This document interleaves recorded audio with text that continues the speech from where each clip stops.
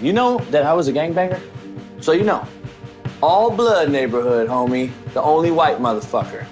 I did go to jail, and I did do 18 months. But never smoked, never sold, and got out the hood. Because you know why? Character fucking counts. That's the gangster, dog. I coached JUCO for 20 years. Left Indy, Netflix, Last Chance U.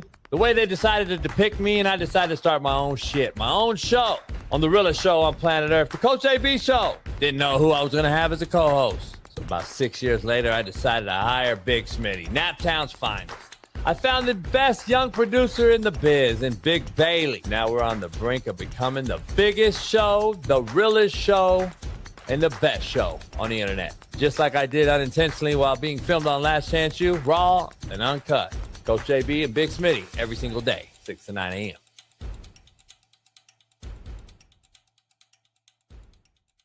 I'm kind of a fucking big deal, bro. What up, what up, what up? Sports Encyclopedia. Steve Kim. Got Trent in the cut. Coach JB. Yeah. Where you at, man?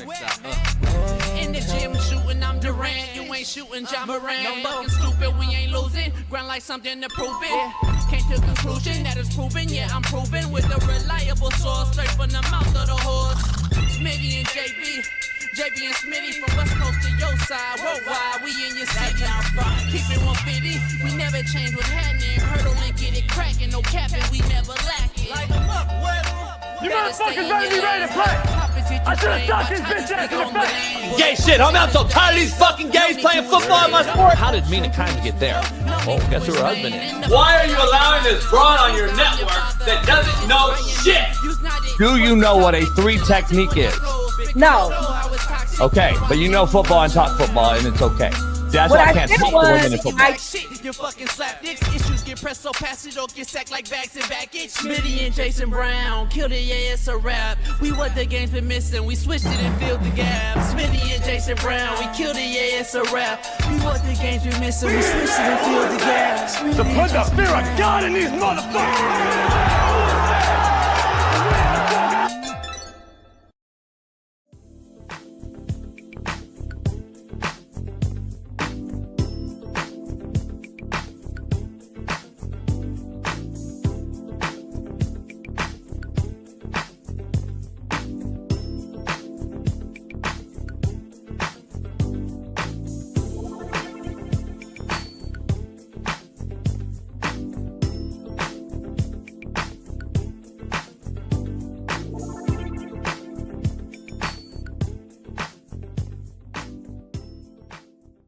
What up, what up, what up? Yeah, we love LA. I love LA. Yeah, we're in the building. Fact, not fiction. We are in this building. It's Talk That Talk Tuesday, so talk and I will talk back. We already know what it is. I love LA. The Rams fooled y'all. Them was jokes. Drafting Ty Simpson. Sean McVay's facial expression. He's mad at Snead. Being unhappy. Them was jokes. The Rams played y'all. They playing chess while y'all was playing checkers. The Bengals, think about this, made huge moves to get Dexter Lawrence. Huge for that organization. The Bills went all in and got DJ Moore. Huge for the Bills. The Dolphins go get Jalen Phillips. Huge deal for the Dolphins. The Rams got Myles Garrett after they got McDuffie and made him the highest paid corner. Secured a secondary, so Max Hessenham and the Seattle Seahawks are all mad right now at me. And then draft Ty Simpson at 13, and they said, oh, McVay, man, we didn't want a quarterback. They fooled y'all. This was the bigger move. Please, God, let Aaron Donald come back out of retirement for just 1 year. Please, football gods, let it happen so we can watch the terrible twosome instead of the fearsome foursome. But what do I know?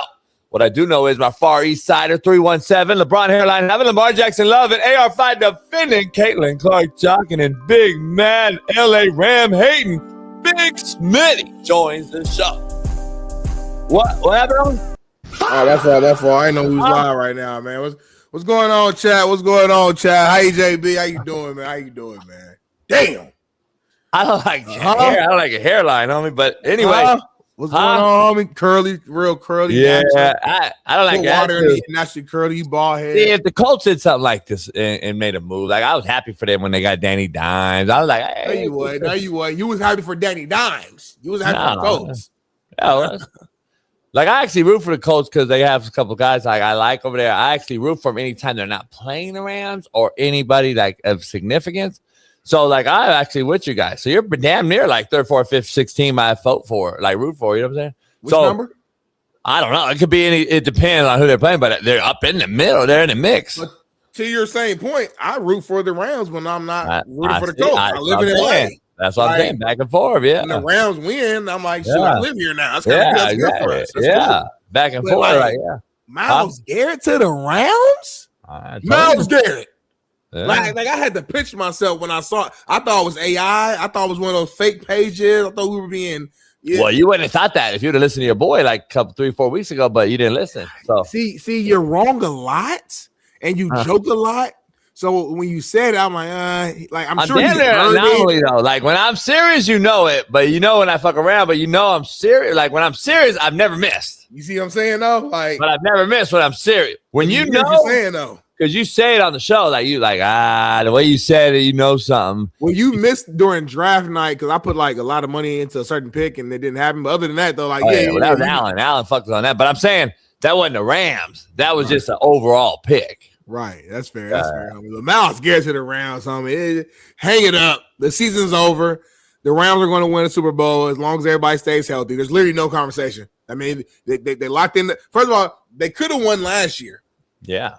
They should have won. The flaws that they had last year before Myles Garrett, they fixed with McDuffie and the secondary. They got the special teams situated. So they were already Super Bowl contenders already. Yeah. Then you brought in the best player in the NFL and on the defensive side. You brought the MVP of the defense on your team. Talk about it. You got the MVP of the offense in Matthew Stafford, arguably the best quarterback in the game right now. You got Shaun McVay, one of the best top 5, top 3 coaches in the game. Mina got him at 10. Go ahead. You got Notre Dame buddy at running back. I always forget his name. Baller. You got the greatest player in NFL history in Puka Nacua. You got the touchdown. You got the leading touchdown reception leader and future Hall of Famer Devontae Adams. Yeah. I'm hearing rumors about Keenan Allen coming on the team. Yeah. You got all the young dudes on defense running around. You're in Los Angeles. You got the baddest women. The best food. Yeah. Brand new stadium. You're about to get Aaron Donald. And if Aaron Donald comes out of retirement, I'm not watching NFL Red Zone this year. Hey, look at him. Yeah, he coming back. I love Max Hess and the haters. You know, he Seattle got you. You got it. And I like Seattle's organization. I always have Pete Carroll and everything they built. But let's stop, Max. Max, stop. You know, that's a one-hitter quitter. You guys are done. You guys are cooked. And here's the thing. Great run you had. But the thing is, Smitty, like, come on, Max has, you know better. You know you got no shot at this. Max, come on, listen. Look at that here in the Rams jersey right there. Look at that shit. Max, it's over, bro. Stop trying to, like, we ain't got a joke. Haters just gonna hate. I get it. Like, listen, Max is in there talking about you just named a bunch of old heads. He named one old head, Keenan Allen. Shut up. How many? Who else is old? Nakua's old. Edwards old. Williams is old. Who else is old? Devontae, you want to say is older? That's fine. They don't need. Cool. He older, but he still got 14 touchdowns in the season. So Devontae's not number one. McDuffie old. Come on, homie, stop. Who's old? Look at this. I swear, no, right-handed guy. Now someone will get hurt. Look at Latrell. Someone will get hurt. These are those eagle pussies, homie. That's cold-blooded. Hey, Latrell, y'all beat the Rams 3 out of 4. You guys have owned the Rams in the playoffs, dog. Why are you so worried? If Aaron Donald comes out of retirement, bro, this is gonna be a cheat code. As a defensive line fanatic and a guy who played the position at an extremely high level, I've always just wondered, just at home by myself, just thinking about football. I wonder what it would look like to have Aaron Donald and Myles Garrett next to each other. I've always wondered. So the curiosity in me, I want to see it, but I also know if Aaron Donald, if he's even like close to what he was, because he ain't played in 2 years, I think. So, you know, he probably be a little rusty. But if he's even like he ain't rusty, 80% of what he was, brother, this is going to be. This is like this is the 18 whatever 2016 Golden State Warriors with KD, whatever year it was. It's going to be unfair. It's not going to make any sense at this point. It's damn near fair because all they're doing is what the Dodgers do. That's why we love LA. Which again, it isn't fair. Dodgers about to win their third in a row. Huh? Again, it's not fair. The Dodgers are about to win their third in a row. That's what we do here. And their fourth ring in is it 6 seasons or 5 seasons? Yeah, that's what we do here. I mean, hold on, if the Dodgers win this year, would it be their 4th ring in 5 years or 4th and 6? Nah, they had 2 and 2, 4 and 7 or something. I don't know. How the Braves own the Dodgers when the Dodgers beat them in the playoffs to go to the World Series. Anyway, let's keep moving on, man. We got a lot going on, Smitty. Let's dive right into the show, man. Before we get it going, have you followed the Jason Williams, white chocolate Jason Williams, and his daughter, and like how Barstool's covering it all? Have you followed any of this? I have no idea what you're referring to. So Jason Williams, white chocolate, daughter, is a softball player. Mm-hmm. And so like apparently like she went back to Florida where she was at or whatever and got hit by a pitch intentionally. And Jason Williams was like going crazy because like I guess, you know, Jason went to Florida originally with Randy Moss, and he's from there, West Virginia and all that, talking shit out down there, and he's like, fuck Florida now, even though I had love there, woo de woo. So basically it become like a viral thing. Bailey, I put it in the chat, but when you can, there's a bunch of shit going on, but he's just clowning. The daughter hit a fucking dinger last night, and Jason Williams running around this motherfucker, homie, like he's talking shit to all the fans, bruh. Like he started like fights, homie. Like the cat is like, I'm all for it, homie. I'm actually for it because they came at his daughter, bro, after she like left the program and shit. Yeah, and threw like I'm talking about like throwing at her like headshots and shit. Like and Jason Williams going at it with fans and crowds and shit. I didn't know if he was following it, but it's pretty comical. I'm a fan of J-Dub though. He talk his talk. He ain't scared to hold his tongue. It's pretty comical, homie. It's content over everything. This show's powered by Underdog, though. Quote of the day, powered by Underdog, gets you $50 on your first $5 deposit right now using Underdog promo code CoachJB. Smitty, everybody wants the prize. Few are willing to pay the bill. Everybody wants the prize. You are willing to pay the bill. they want the prize, JB. Yeah. They just want it. They don't want to put no work in to get it. They just want it. Just give me they just won't pay it. They won't pay that bill. They want you to pay it, then give them the prize. They want me to pay the bill, pay the invoice. Say, I should have made it. No, you didn't. Homie didn't pay the bill.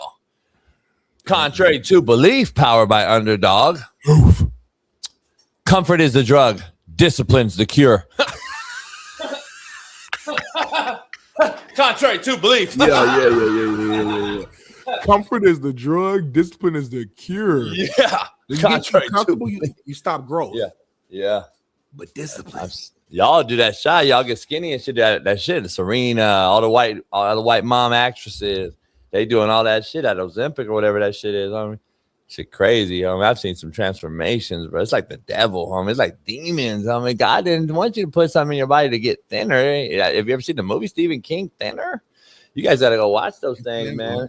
A lot of shit going on right there. There were some bad bitches I was looking at like back in the day, and now they look like fucking zombies. Like the titties gone, everything. I was like, not the titties. Like there's a few girls, but not the ass, Serena, not the ass. No, I used to walk you to school. Used to walk you to school, walk you down to play tennis, Compton. But anyway, Serena got that back. Nah, she didn't get it back, but it's unbelievable, man. It's unbelievable. What's that girl's name? What's that? Oh, you guys hit me the one girl yesterday. That's Sweeney Todd or whatever. What's her name? The white girl you told me. Sweeney?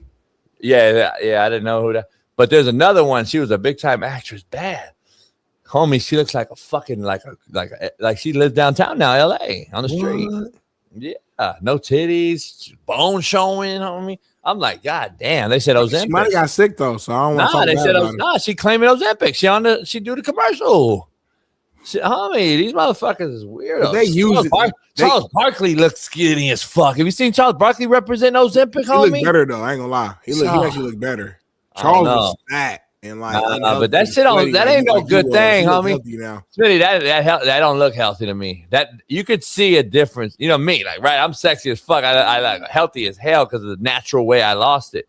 If I'd have just did that thing and I just get all fucked, you could tell like, JB, what's going on? You on that shit? You on that serum? You on that wet? What's going on? You sharpened up? Like you would have known, right? All your fat just hanging from your neck. Yeah, you'd have known. No, if I would have just lost weight like 30 days later, and you'd have been like, damn, you're not healthy. I see that in Charles Barkley, homie. That's not a natural way to lose, homie. I don't know, homie. Go fuck that fucked up swing. Go golf, homie. That fucked up swing.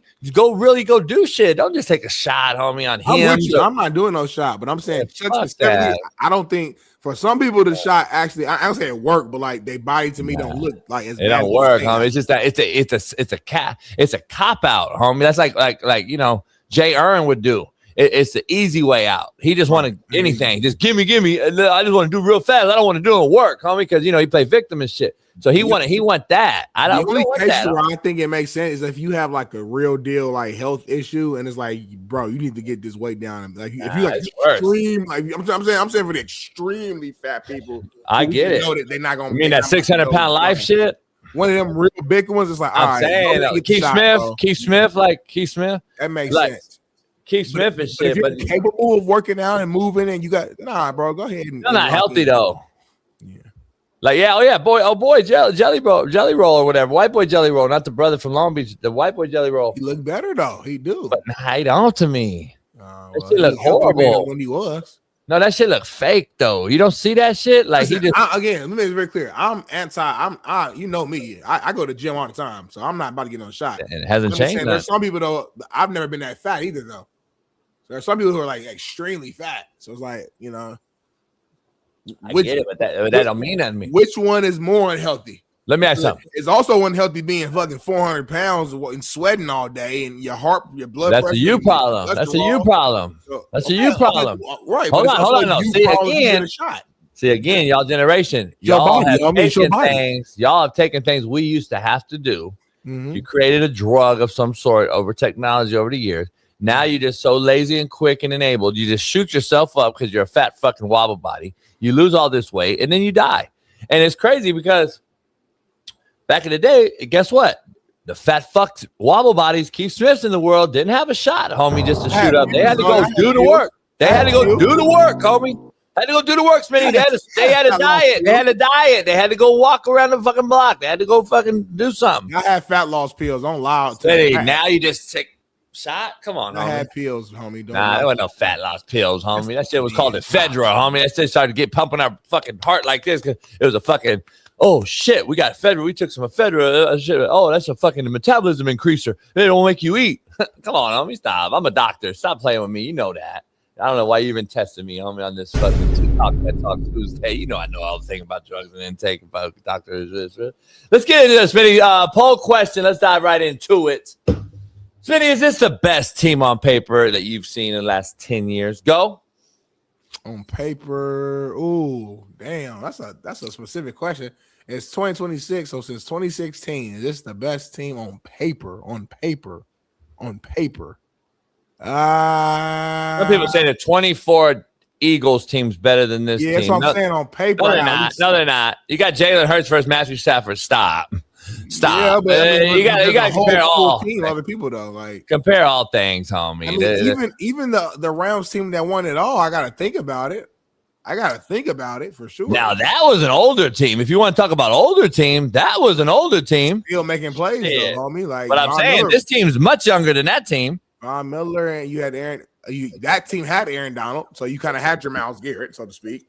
You had Von Miller, who was balling, who's making a lot of plays in the playoffs in the Super Bowl when you needed that Bucks, Tom Brady Bucks team, right? During pre-COVID, the team that won it when he had a lot of. There you go. They were older, Mike Evans, older. You had a lot of cats on that team, though. A lot of cats on that team. I'm saying there's a lot of cats on every team. They was older though.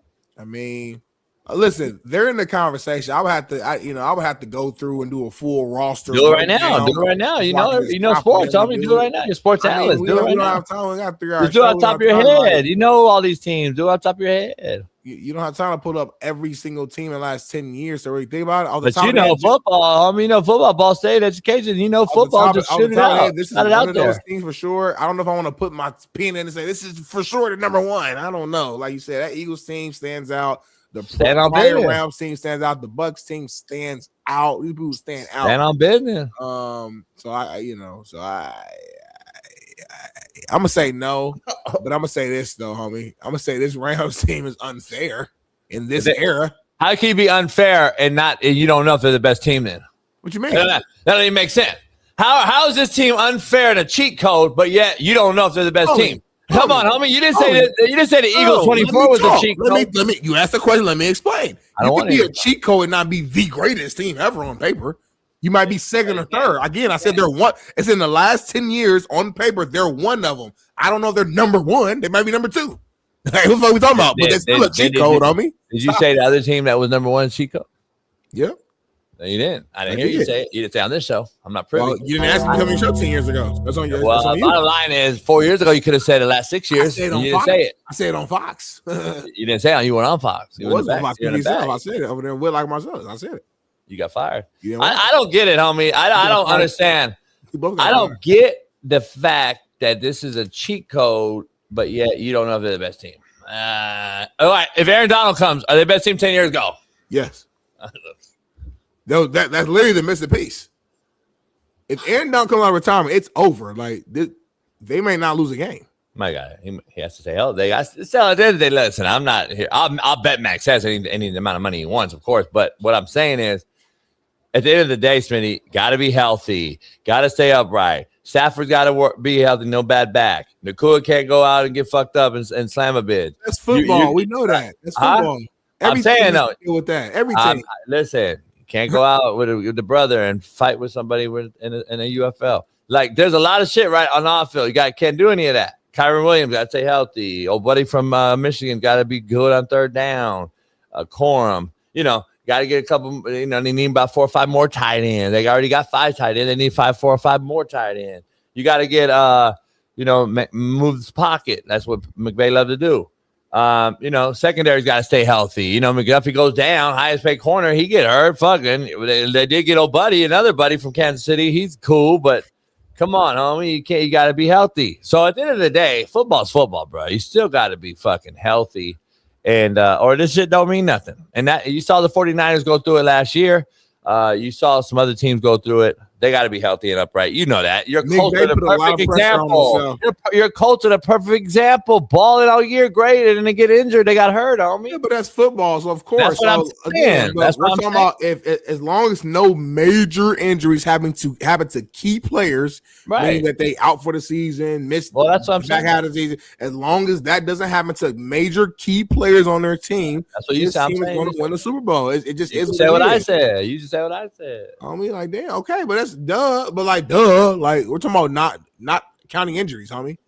Of course, injuries change everything. If Stafford gets hurt, the season is over. So like duh. But we're not. That's not what we're talking about. We're talking about just right as of what it is right now.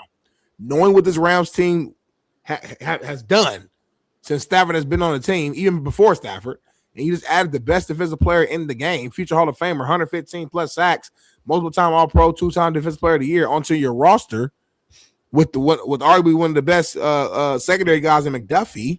What are we talking about, bro? It's over. What are we talking about? There's no conversation. They should have won last year. What are we talking about, Jason? Like, come on now. They should have won. Max knows they should have won. I don't like people like play dumb. No, I don't like Chad. Don't play dumb. Don't play stupid. Like, yeah, Max knows they should have football, won. Homie. Max knows. Max knows they should have won. So yeah, I mean, congratulations to the Rams, man. I'm going to clap it up now. Hey, Smitty, off the record, real quick. Lauren comes on our show, talks about all these different topics about shit she covers. Do you know they found another scientist dead? Nah, for real? For real? Homie, yesterday. What's her name? What to say? Oh, she sent it to me. 53-year-old Melissa Casillas top secret Los Alamos National Lab. Vanished in June. Her remains were just discovered by a hiker with a handgun nearby in her purse. Lauren might be on to something. I might tell Lauren, though, to just chill out, though. Like, it ain't even worth figuring it. Nah, as a friend, Lauren, if you watching this, you might want to just pump the brakes on the research and just move on to something else. Because it's obvious that they don't want y'all to find out whatever they got going on. I'm leaving it at that. So are buddies coming down, or what's going on, do you think? Them Grays? My name Bennett. See, this is the WPS to the highest degree. You guys are too curious. You guys want to know everything. You want to know if the aliens are coming. You want to know if they've ever been here. You want to know if there's... Chill out. Just live your life, homie. You're not privy to that. You don't need to know that, homie. Stay in your lane. That's what we gonna do on this side. We got enough problems as is. We ain't got time to worry about what's going on with aliens and everything else and Vegas, all that. Chill out, homie. I'm not gonna end up getting shot for some stupid shit. I'm saying they're not coming down. Like, again, I'm not answering that question. Huh?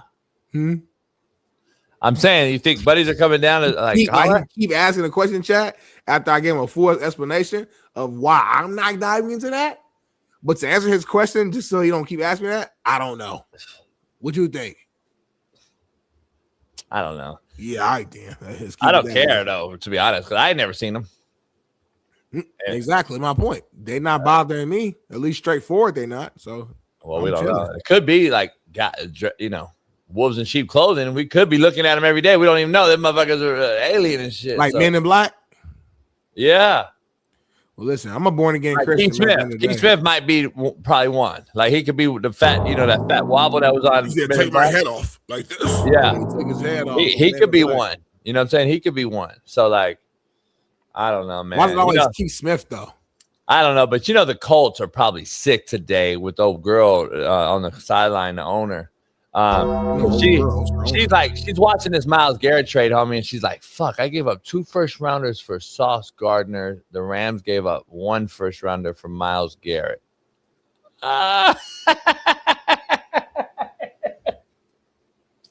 My bad. I didn't mean to rub it in your face, particularly. I just was throwing that out there. That's why you don't let women. That's why you don't let women run shit. That's why women don't run shit. I don't think my coach is worried about the Rams though right now. Like no, she's just mad. We're trying to win our own division, AFC South, and then go from there. We're not worried about the Rams right now. No. I'm just saying she got fleeced. She didn't get fleeced, homie. She's like, fuck, homie. Myles Garrett for 1 first rounder. She didn't get fleeced, homie. She ain't get fleeced. I mean, first of all, she's not our GM. First of all, yes, she has to approve stuff. But if anybody got fleeced, it'd be Chris Ballard. If you want to say somebody got fleeced, Chris Ballard's our GM. But the owner don't make the trades, homie. Well, he's bad. It's the GM, homie. Like, what are you talking about? You said fire him last year, actually, on this show. You said fire that motherfucker. But anyway, I like my coach being aggressive. Now, you never know if it's gonna work out. That's cool. But for me, the way I operate, you at least try. You got to at least try to get better. Do something. Don't just sit here and be stagnant, Like, try to do something. Shock the world a little bit. And if it don't work, cool. But at least you tried. So, as a fan, I like it. And we'll see what happens. That story is still it's still going on. Danny Downs don't get hurt last year. I don't know what happens last season. I'm not going to lie to you. Hey, look. Like Latrell, man. Tryers fucking jack off. Winners fuck the prom queen. We already know what the deal is. Jalen Hurts, we know Jalen Hurts. I mean, he's fucked. He's shitty, and we'll see what happens with his 6th offensive coordinator. And he's the champion, though. I ain't gonna do him like that. Yeah, same amount as Matthew Stafford. At the end of the day, Flowers, Latrell, they got 1 Super Bowl. So anyway, Smitty, and we already know who the better quarterback is. I don't know if we need to keep diving into the Myles Garrett thing. We can move right into another trade if you want. Yeah, I guess it was a lot going on yesterday, Jason Brown. It was a lot going on. The Eagles have finally officially traded wide receiver AJ Brown to the Patriots for a 2028 first round pick and a 2027 5th rounder. The deal is finally done as AJ Brown and Vrabel are back together again, like they were in their Tennessee days. Eagles GM, the best in the game, Howie Roseman, said getting a first round pick back was a must in any AJ Brown trade, and that the year of the pick did not matter. Saying, quote, we've always been in the mindset that a pick is a pick, a first round pick is a first round pick. Teams are still going to be playing football in 2028, end quote. JB, you were on this show, I think just yesterday, basically kind of saying like, basically ain't no way that this can still go down because of just the scenario with Diana Rossini and her being the one who broke the news and all the noise. And here it is. It's still happening, homie. So what is your reaction, 24 hours later now that the news is actually in? E-Dub said it best, I think, when I asked that question that you just asked, when I stated, like, hey, it's going to be hard to trade for this guy, right? And then E-Dub said, hey, if you want the player and you're in, and you don't care about the noise. And E-Dub was correct. They didn't care about the noise. They made the move.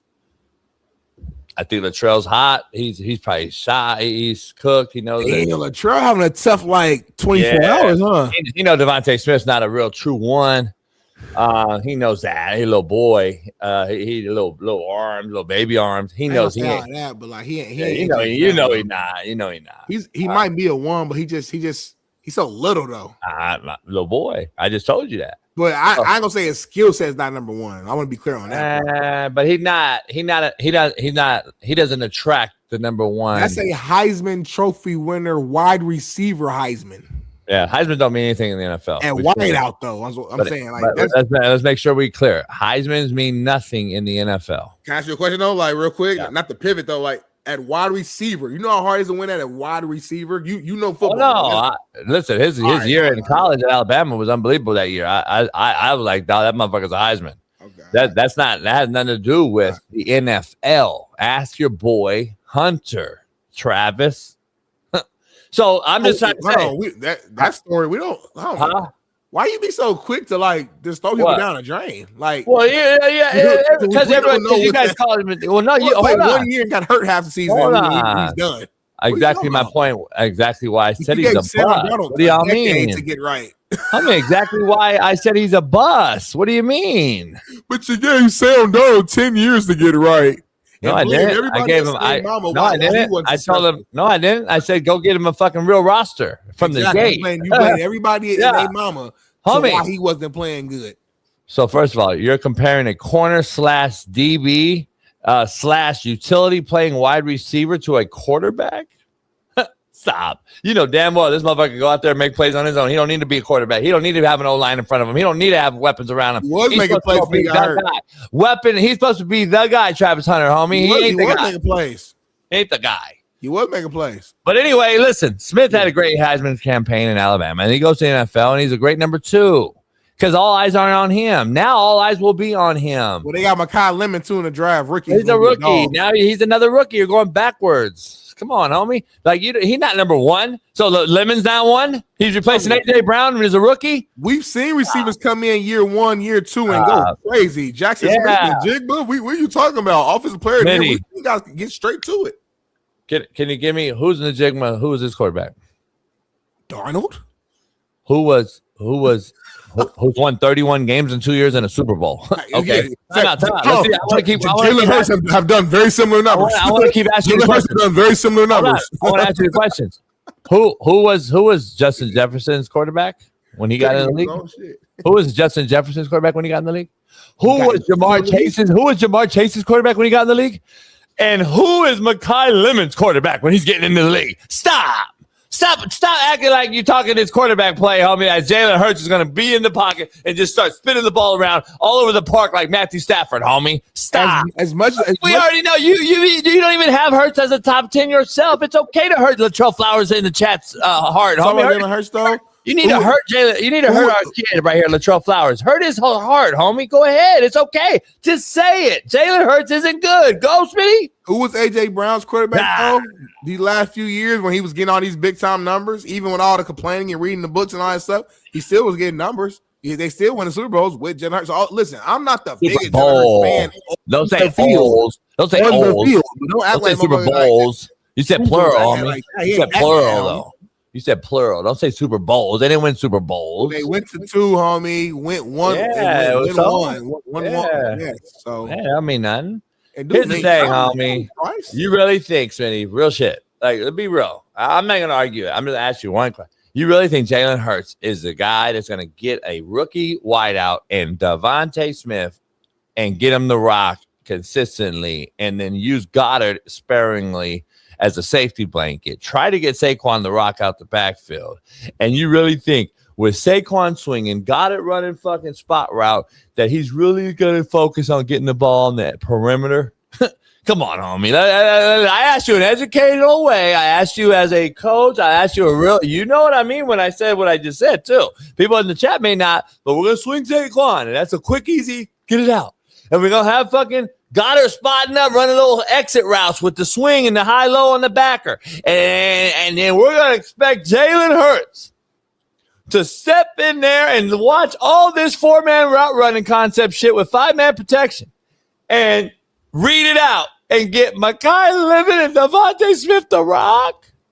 Only thing I'm telling you is this: in the 3 out of the last 4 years, Devontae Smith has gotten over 1,000 yards receiving as the number 2.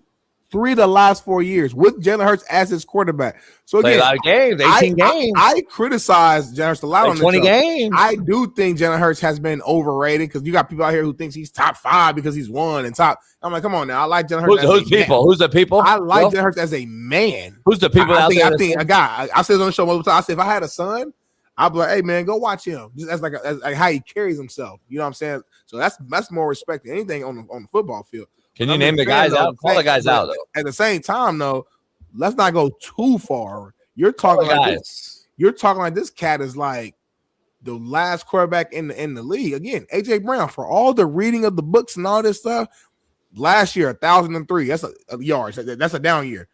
1,079, 1,400. Like, don't get it twisted, homie. Jalen Hurts gives his main guys the ball. I don't like how you're not addressing the main cat. Like, say who thinks he's the best. Say it.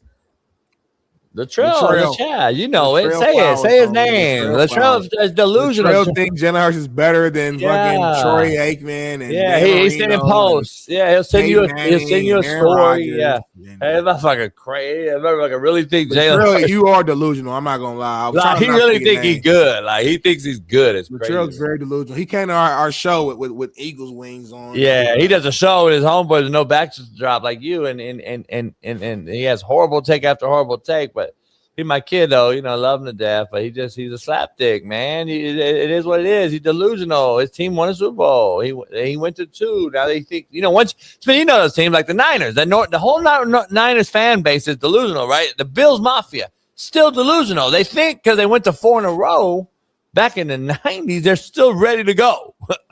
Like that team's gone, homie. The Niners got radioactivity running through their blood now. The team's hurt all the time. They got a radioactivity. They got a nuclear plant, homie. They still won like 13 games last year. But that's my point. The Niners they got no shot. Maybe the nuclear plant helped them. Maybe that nuclear shit helped them. And then the Eagles what? The Eagles won 2, been to 4 in the last 8 years. Yeah. If you're an Eagles fan, like Eagles. Well, one with Jalen Hurts, though. But yeah, whatever. I said they won. No, but I'm just saying we got to make sure we're clear here. We're like because the Rams won 2 also. It was only with 1 with Stafford. So let's be clear with the context, as you say. But they won. Let's not put Jalen Hurts responsible for that. Don't give Jalen Hurts responsibility. I know, but the Rams won 2 in like a 20-year span. I'm saying the Eagles won 2 in there were a lot of the same players on those teams. Is what I'm trying to tell you. Well, and the Rams went to another one and lost. Actually, 2. You said that don't count. It don't matter. No. What I'm saying, I don't. But I'm saying you just said the Eagles been to 2 and they didn't win them 2. So what? The Rams 2 don't matter. In the last 8 years, they won 2, been to 4. Yeah, that's fine. All right, then, homie. But I'm saying, who has the same amount of? If I'm Latrell, how many trophies are in the arena? If I'm Latrell, I could make the argument that my team as the Eagles fan is better than the overall Rams organization. When you walk into SoFi and then you walk into the Eagles Stadium, how many trophies there are? It doesn't matter about 4 and 8 and 2. They both got 2 at the end of the day in the last how long? It don't matter. But also, if I'm Latrell specifically and I'm an Eagles fan and you said what you just said, I would ask you this. What city was y'all in when y'all won that other one? Because y'all wasn't even in LA. Y'all was in St. Louis, homie. And most of LA stopped recruiting for him other than you. So stop it. So that's what I'm saying if I'm Latrell. If I'm Latrell, though. Still the Rams. What do you mean? It's St. Louis, though. That's way different. I'm not gonna lie to you. Are you gonna say that if the Ravens ever win one, that they were Baltimore? What? Are you going to say the Ravens won one? The Cleveland? Are you going to say the Colts won one when they left Baltimore? Colts? What are you talking about, homie? There's a shit ton of teams that left cities. What do you mean? Horrible argument. I don't claim nothing from the Baltimore. Did their name change though? Ain't no name. They left the city. Stop. Like, homie, you root for the Rams because they're in your backyard. You're from LA, homie. It's LA. If they go to St. Louis, that changes everything. If my coach left Indianapolis and went to Chicago, I'm not gonna be rooting for them no more. Are you guys this dumb? Are you crazy, homie? No, seriously. Are you in the chat acting this dumb? You fucking trolling me? Seriously. Do you realize the teams I mentioned were not in the particular city first? The Rams, where were they first before they went to St. Louis? Y'all act like they weren't in LA, you dumb fucking idiots. Are you that fucking retarded in the chat? I know you're not talking to me, so the fucking Rams were in LA. They're already an LA team, you fucking clowns.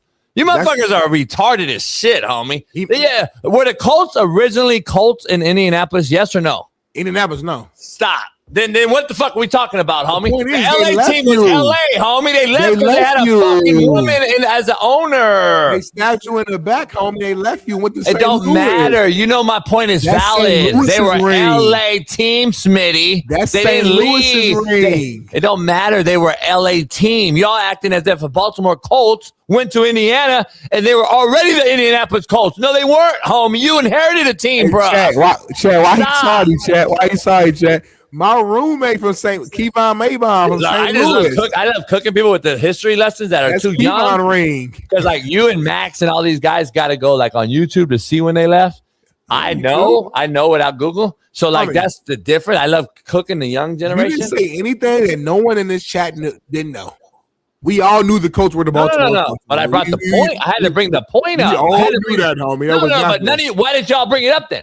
It was irrelevant. That's why the point. That was irrelevant. The Colts never had a team in Indianapolis. I'm gonna talk to the chat because JB don't want to listen. Stop. Chat, Latrell, all y'all. No, I don't want you to talk to them. They're welcome, fucking chat. Life of shiz. No, they're fucking retarded. Rams won their first ring. What city were they in, chat? Just drop the city in the comments so we can move on, chat. He don't want to listen, chat. I love when you think you make a point when the real point was a team leaving the original city, homie. You act like there's no way that your guys are this fucking. Are you really? Are you a dummy? Are you guys this dummy? Are you dummies? And there's no way you're not this smart, right? There's no way. Anyway, only thing I'm saying is if my coach left and went to OKC, go ahead, and they became the OKC Colts. And then they won a ring in OKC. I'm not over here like, hell yeah, man. Hell yeah. What? They're in OKC, homie. So you're talking about, you mean like the Seattle Supersonics did? Talking about? What are you talking Is that what you're talking about? Yes. So the Seattle Supersonics uproot and go to OKC. Bailey, jump in right now, Bailey. Hold on. No, come on. Go. I'm about to cook you. Go. Bailey, do you claim OKC ring? Don't lie. No. Thank you. OKC's a borrowed fucking team. Thank you. He's from Seattle. Seattle. What the fuck point did you think What point did you think you just made? People from the city don't claim the ring once they leave. What point did you think you just made? What the fuck are you talking about? Are you that really? No way you're this slow. Bailey's from Seattle. What the fuck does that mean? So when they left and won a ring of OKC, he's not. They're not excited about that. That's the point. Don't cover your face, homie. There's no way you're really. Chat, is JB slow? No way. Shit? Hey, Bailey, please don't think this guy's not comparing these two, right? Yeah, I know he's not. I know you're not doing that, homie. Chat, why am I cooking him right now? Anybody that thinks you're winning this debate, anyone that thinks you're winning this debate are delusional. I'm cooking these. Holy fuck. There's no way that you know what I realize, homie? And I can't even be mad no more. We're so dumb. Yeah. Like you in the chat are. No, I agree. In some of the chat. No, real shit, homie. No, real shit. No, I'm not. No way y'all thought. There's no way you thought a team uprooted a whole city, changed their entire name, and is still the same team. There's no way you're thinking that when the LA team was LA Rams, left and came back to LA. There's no way you're comparing the same two things, right? You brought up Seattle. Hold on, you're not bringing the same two things. I said like Seattle. Okay. It's a whole different situation. Like City, Seattle, I means said you're they left comparing the to city. Seattle. No, I said they left the city and never came back. What are you talking about? Okay, Holy whatever. shit. There's no way, homie. There's no I'm way. saying when the Rams what we won gotta the do? Super Bowl in St. Louis, let me finish. When the Rams won Super Bowl in St. Louis, at that exact moment, you were not privy that they were coming back to LA. So when they won that ring and Doesn't with Kurt matter. Warner and the greatest you're show missing on the turf point. and Marshall Faulk and all them, you were sitting in LA watching a St. Louis organization hold up a Lombardi trophy, and you was in LA crying like, damn, man, I can't believe the St. Louis Rams just won it. Are you kidding me? When a team leaves your city and they stab you in the back and they go to another city, homie, you got to show your loyalty to your city where you from. I thought you was from Compton, homie. I thought you was from LA. I thought you ran these streets, homie. I thought this was your city. They left and you still representing a St. Louis team? I'm done talking about it. Go ahead. I just realized there's no talking to retards, because there's two people in the world. There's retards, or you're for it. They're just that dumb. Like there's no discussing it no more. Like I've realized it, and it's cool. Like I'm gonna accept it and move on. Max Hess says, stay in the pot, JB. Smitty cooking you. Stop trying to jump out the pot. Thank you, Max Hess. We're done. And he's a member, so. I don't give a fuck if he's a member. He's a fucking retard. He's your generation. Concrete Cowboy. That's crazy y'all claiming that trophy on me. That's some Cali shit. Thank you. You're a black cowboy. Nobody takes you serious. They haven't taken you serious since Jamie Foxx. They haven't taken you serious since fucking Jamie Foxx. Stop playing with me. Let's go next. Go Rob. JB Light getting stabbed in the lower back. Oh, Kodak Black looking ass in the back of the corner of the bus. Whoever was on the bus. Stop. Go next. Keep going. Get good right now. Why can't Sauer beat Jalen Hurts? Jalen Hurts 4-0 his match ever in the round. Cooking. Latrell, former player, running back.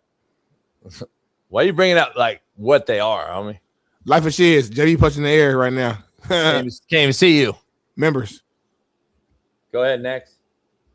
That man JP, quit your eye. Like, yeah, you know what I mean? Like, I'm done. I'm done. Thank you, chat. Thank you, chat. Thank you, chat. All right. It's not my fault. Look, you notice everyone you pulled up? 21 hood cats had to defend you. That's hold on. That's your market though. No, everybody not 21. My hood cats are 35. No, my hood kids are 40 and now and lower. Your cats are 20 and lower. There's a huge difference. Your hood kids are 45 and you're only 50. No. I'm saying I'm talking about my homie. I'm talking about my homies. You got cats in the chat. They're not even members. You're showing. They're not even members. You can't show non-members. I got show as a member, Jason. Don't do that. Stop. Don't do that. I don't like your voice. Let's go next. They not green. They not seen, JB. It's okay. You beat me every now and then in here. You don't let them call in. Go ahead. It's okay, it's okay. Listen, the Giants are bringing back wide receiver OBJ as their former standout returns, man. OBJ, who's tell me how years old, worked out with the team that drafted him, paid him, then traded him. Now he's back in New York with John Harbaugh, man. It's a 10-time. I'll get to that. I'll get to that next one next. But let's start right here, man. OBJ, a guy who was about to win Super Bowl MVP for your team before he got hurt in the Super Bowl, a guy who helped you win a Super Bowl just from one drive alone and who scored a touchdown. I guess talk about how excited and happy you are for a guy who helped your team win the Super Bowl. Go ahead. It has nothing to do with the Rams. He's horrible. He was horrible then. He got one good lucky catch. He's horrible now. I mean, he does gay shit on the boat with his homies. Like, I'm not with it. Like, I think Weddle broke it down perfectly. It's not very easy to come back in the NFL. Weddle broke it down on our show yesterday. It's not very easy just to come back after you've been out for a while, and then you're coming back off injuries, and then shout out to him then, right? Shout out to him. Well, no, I think the Giants are bringing in some depth. Didn't they grab old buddy too? Yeah, Schuster. Yeah. So yeah, Long Beach Poly. Shout out Compton Pops Uso. Listen, and they got Braxton Berrios. I think they got who? Braxton Berrios. Who's the fuck's that? So listen, white boy slot. He's not white boy. He's Italian or something. White. Yeah. Italians like a lot of y'all though. I'm just saying, well, it's still white. I mean, he was not white. Italian. Here's the thing, Italian is a white boy with swag. Yeah. Italian wide receiver is even crazier than white. Look, you see what I'm saying? Like, see, a white boy, like, he's a white boy, but he got a little swag to him. You white. He white with some swag. Yeah. I don't like Italian whiteouts. Really? I mean, because I never seen one. So how you don't like him then if you don't even know? Barrios, though, he's not Italian, right? He's probably what, Spanish or Mexican? You said it. I'm trying to trust my co-host. You said he was Italian. That's what he has no swag, by the way. But anyway, listen. Is this their claim to fame, these wideouts? Are they good or is this good? Is this supposed to be like good pickups? It's weird for me. Two things. No, real shit. It's hard to make. You said it's hard to make a comeback, but you just said Aaron Donald can come back, no issue. Again, I'm not comparing Aaron Donald to OBJ. Another situation. Come on. There's no way. Okay, hold on, homie. I'm gonna let you be dumb and fucking play dumb the whole other time during the Rams and the Colts thing. Don't sit up here and compare it. Don't fucking start. Now you're gonna piss me off. Are you gonna compare a wideout to Aaron Donald inside? All I'm saying is to your point. Don't say all you're saying. Yes or no? I'm going to say. See, chat. Jay likes to put you in a box and force you to say an answer that he wants to say. You ain't gonna make me say yes or no. I'm gonna say what I want to say. What I'm telling you is your point that you just made is that it's hard to come back after you've been out, which is true, homie. If I had to go play football right now, it would be extremely hard. If you had to play football right now, it's extremely hard. All I'm saying is, as great as Aaron Donald is and was, and it still would be a challenge to get back to the exact same level as he was before he stopped playing. That's all I'm saying. But it's possible. And you were cool when we said Aaron can come back. When we said OBJ come back, you go against it. Why? Because you don't like him as a person and how he carries himself, dances and does all this stuff. Let's call it what it is. So I mean, this guy literally, there's no way you're this slow. He was a true number two for your Super Bowl winning team. He was like a legit number two, like made a lot of damn plays. Literally was balling in the Super Bowl. We all saw it. Chat, y'all watched it, right? We all saw the same game. And he helps your team win. And you don't respect him.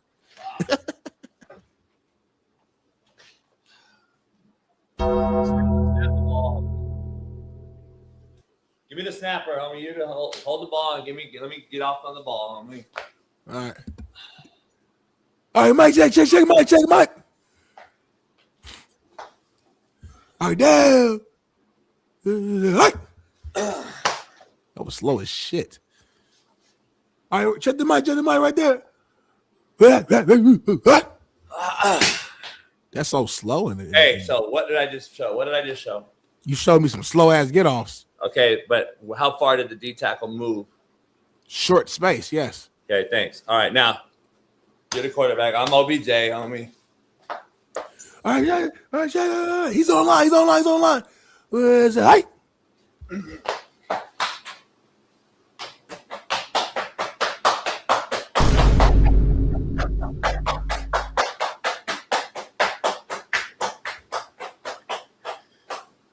We're running a 9 round.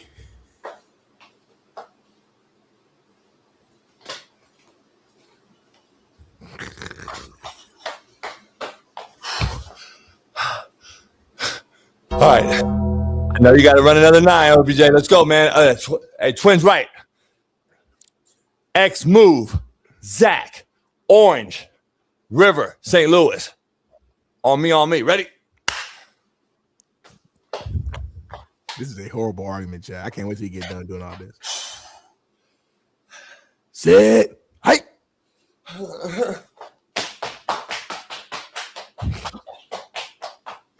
Oh, fuck it, man. I quit. I'm retiring. Yeah, go ahead. Let him have it for now. Let him have it. Let him have his little moment. So you're going to compare Aaron Donald getting off the ball, moving 2 yards to a wideout who hasn't fucking played with a bad hamstring, has to run a 9 route every game? Stop playing dumb with these dumbass chat people, homie. You know better than this shit. You play D-line. Exactly. Stop acting like they're the same. Stop acting like they're the same. I play D-line. Exactly. Stop acting like the same. I got to do retarded-ass skits to show retarded-ass people the difference between a fucking D-tackle in 2-year retirement to a wideout who's gay. What are you trying to say right now, though, homie? Are you trying to tell me that playing D-line is easy? Are you trying to tell me that playing D-line is easier than wide receiver? What are you saying? You can play less snaps at D-line more aggressively than going and play wideout and having to run fucking 50 reps in a Ram system, homie. It's 2026. The receiver's not even getting touched, homie. They're running freely. They're not even getting pressed at the line these days, homie. They're running free. You all right? You good? I should have waited at the yell. Go ahead. Well, exhausted, ain't he? D-line is way harder to play the wide receiver from a body standpoint, from a standpoint of I've been chilling for 2 years with no contact, body ain't been bruised, but skin is immaculate, feeling good. Now I gotta go back and get in the trenches. You know how hard that is, homie? That's like, great comparison. That's like you leaving where you living at right now and then go back to Compton right now. Smitty, seriously, hard to do. Who's hard got more to do, homie? Who's You've been living bigger in silk sheets. Who said that? You've been sleeping in silk sheets. You gotta go into the trenches. Stop. Who's got the bigger risk at pulling a hamstring? A wideout who hasn't fucking played in 4 years, or a D tackle who stays in shape, and we know he's professional all the time. You show every video he does on the weight in the event. To do a fucking boom, fight the double team, stay in the trenches, don't have to run and chase. He'll have to retrace and maybe chase the ball down. Aaron Donald loves doing that. So, yeah, he might run here and there, but his average play is going to run around 2.5, 3 seconds. OBJ's average play is going to be 12 seconds. Stop playing with me. You know goddamn well that there's a whole nother risk versus reward in this scenario versus a wideout and a D lineman returning after 2 years off. Stop. Do you know every time a defensive lineman and an offensive lineman engage, they say it's the equivalent of a mini car crash? That's fine. But where is the car crash, Smitty? I don't want to talk to nobody who. Where's the car crash? Where's the car crash? Moving forward, if you didn't play D-line or O-line on this show, I'm just gonna let you talk and let you spew out bullshit, and I'm gonna sit back and listen. I'm not gonna have a debate with you because unless you've been in the trenches and you can't ever talk about quarterback play again. Then cool, let's do that because unless you've been in the trenches and you know what it feels like, you have no idea what it feels like quarterback. You have no idea what it feels like red jersey. You have no idea what that feels like. Fucking stuff. Don't touch him. Don't touch him. The delusion is unbelievable. Stay off the quarterback. The delusion is unbelievable. Don't touch the quarterback. You know the delusion is unbelievable. Smitty, why'd you get close to JB? No, seriously. You know the delusion. The delusion is unbelievable. Like I was engaged and tore my knee up, homie. I don't worry about what you're talking about, homie. It's just the delusion, though. Anybody in the chat who played D-line or O-line, you know it's a different game within the game. Baby knows he played O-line. Different conversation, bro. Stop playing me quarterback. I respect what y'all do. You are the most important position on the field. I'm not stupid at all. You guys are smart. You guys got to fucking know where everybody's at.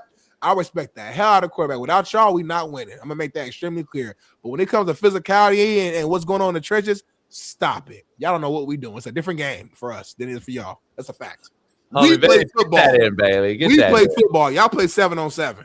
Before we take a break, Smitty, we got some WPS BPS combo new segment. Ooh, okay. Bailey will get it in. You know Mr. Beast is right? The nobody. We not nobody. He's filthy rich and he's the biggest YouTuber of all time. Well, that's what I'm saying. He's a nobody that was planted. He was a plant. He got a CAA and all that. CAA king. Well, anyway, definitely is a plant. I already done my deep dive. Yeah, it's him, Drewski, all the motherfuckers, the same thing. So listen, you a hater. We don't get an argument again. But listen, Smitty, you a hater. Do you know Mr. Beast does some like games or some shit? He has a huge show. Yes. All right. Yes. I never seen it. Of course, I'm not going to see it, but apparently he gave away a certain amount of money. He gives away like the winner or whatever. Mm-hmm. So the last winner, was a Jet winner named Jabari Captain Treasy Brown. Huh? Jabari Captain Treasy, they call him Brown, his last name. That's 4 names. He was arrested after winning on Mr. Beast. The motherfucker got arrested, homie, for I don't want to tell you. Just play it. Yeah. Oh my gosh, they honored it! They honored it! You just won this private jet! Okay, he won a private jet, but then at the bottom, what am I saying? For the context, can you break down what's happening? There's a double screen going on, right? So all right, so Mr. Beast, yep, he won a private jet. Yes, right. Yeah, at the top, that's where he's emotional. He's in tears. He got arrested for moving 577 pounds of marijuana on the plane, homie. You gotta flip that, huh? I mean, the private jet is cool, but the private jet alone ain't gonna necessarily like give you the money per se. So you gotta use that. I respect it. You know, he was trying to use the private jet. He assigned it to his LLC. He's gonna use it as a write-off because he need the jet to move product. The product was marijuana. Marijuana is legal in a lot of states. So he didn't do his education properly in knowing the amounts that you can move and how you can move. Stop. Take this motherfucker off the screen. Stop telling his little kids what the fuck this is and it's normal shit. Let's go. Hold on, homie. That's the angle we going. Now don't walk off. Now we care about the little kids as much bullshit you have spewed on this show, homie. I'll be back in 10 minutes. I'm pissed now.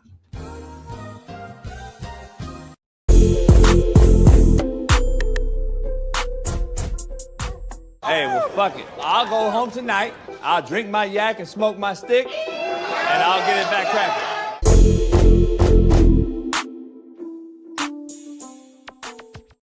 I'm not gonna call this BPS because I haven't seen the video yet, but I see the description, and I heard you guys behind the scenes doing a production meeting. I'm going after Warner Brothers now. I'm adding Warner Brothers to this too. And we're gonna show this video. I don't know what we're gonna call this, y'all. Yeah, Can we add Warner Brothers? Can I add Warner Brothers to the suit now? Huh? But show this video, this Michigan State player, and I want to let's see what's going on.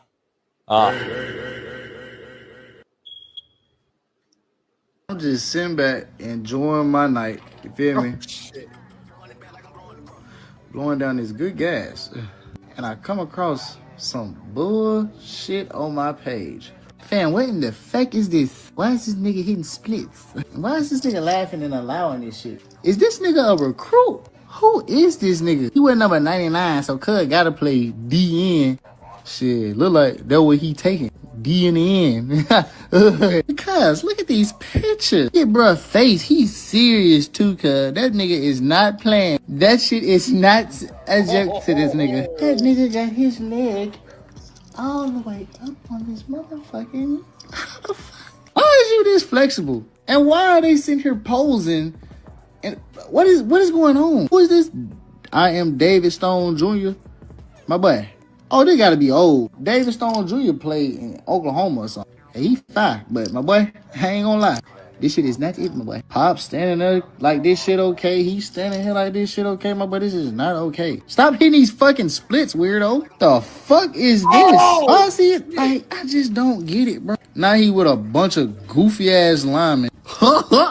He's flexible. What's this one, homie? Hell no. That's why y'all fucking suck because of shit like this. Hey, hold on. I think they just fired their coach too. Hold on. They did just fire Buddy. About 2 days ago, I would have fired your ass too. Hell nah. Ain't no way I'm showing this shit to recruits. Fuck y'all got going on in Michigan State, bro.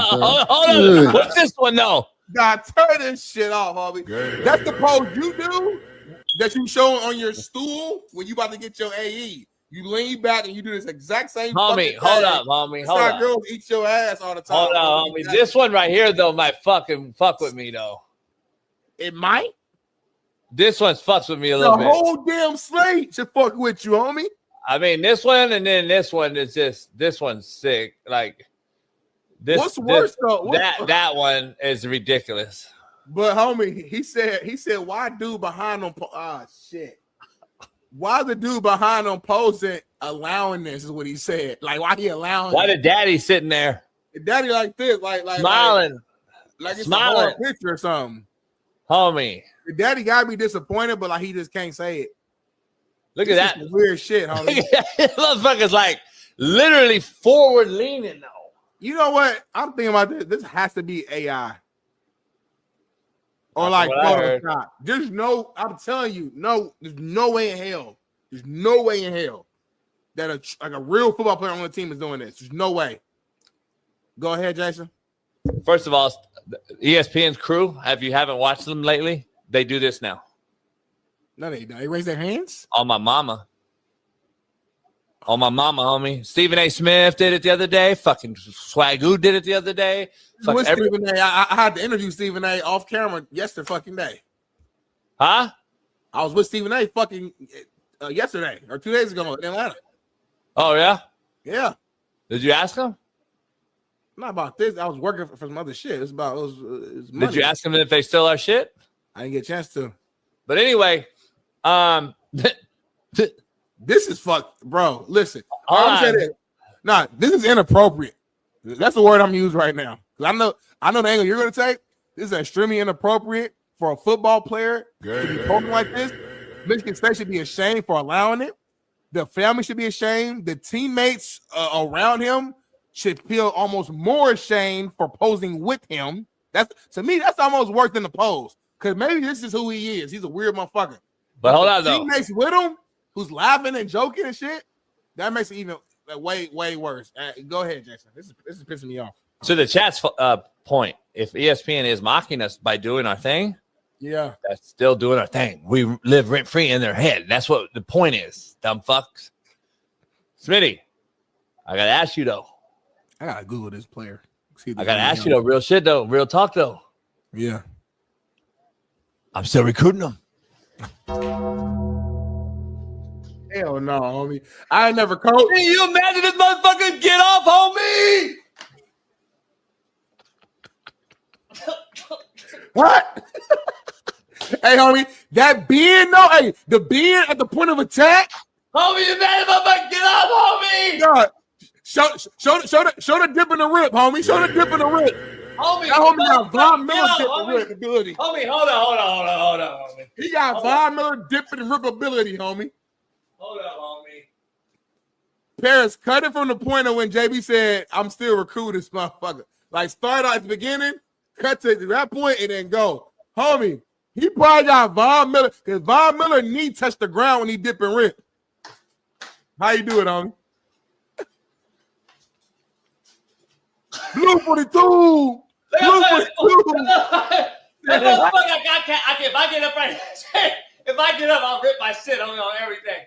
I can't get up, homie. If I get up, I'll rip my shit, homie. But this motherfucker's get off, so the tackle's got to be in a deep ass set. Like, he got to retreat, homie. But then when the motherfucker's facing you head up, homie. Yeah. And he take on so you're trying to read him? Yeah. 3-4. So you're trying to read me in the mesh. The quarterback's over there. Yeah. I take the back. Yeah. Quarterback, pull it. Redirect like a motherfucker, homie. You can't read the motherfucker, homie. Do it again. He gay ass so long and flexible. Show that flexible motherfucker, homie, with his leg up on the wall like this. Like, hey, homie. Look at that motherfucker right there, homie. Right there. That motherfucker's 6'7", homie. So, Jimmy, you said the tackle does a down block. They're fucking reading off the end. He comes down, hits the back. Quarterback keeps the fucking ball, and he still makes both plays.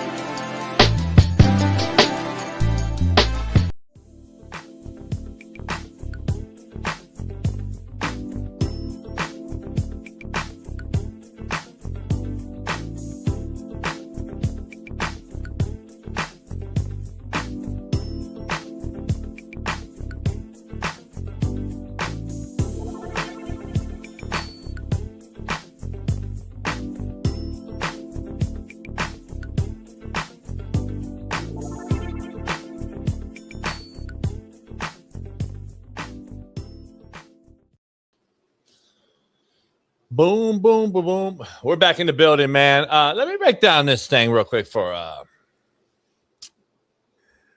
Bailey. I sent you a couple things on an email. If you could collaborate with one of them. The other one is a TikTok video of little boys painting their nails because of Jared McCain.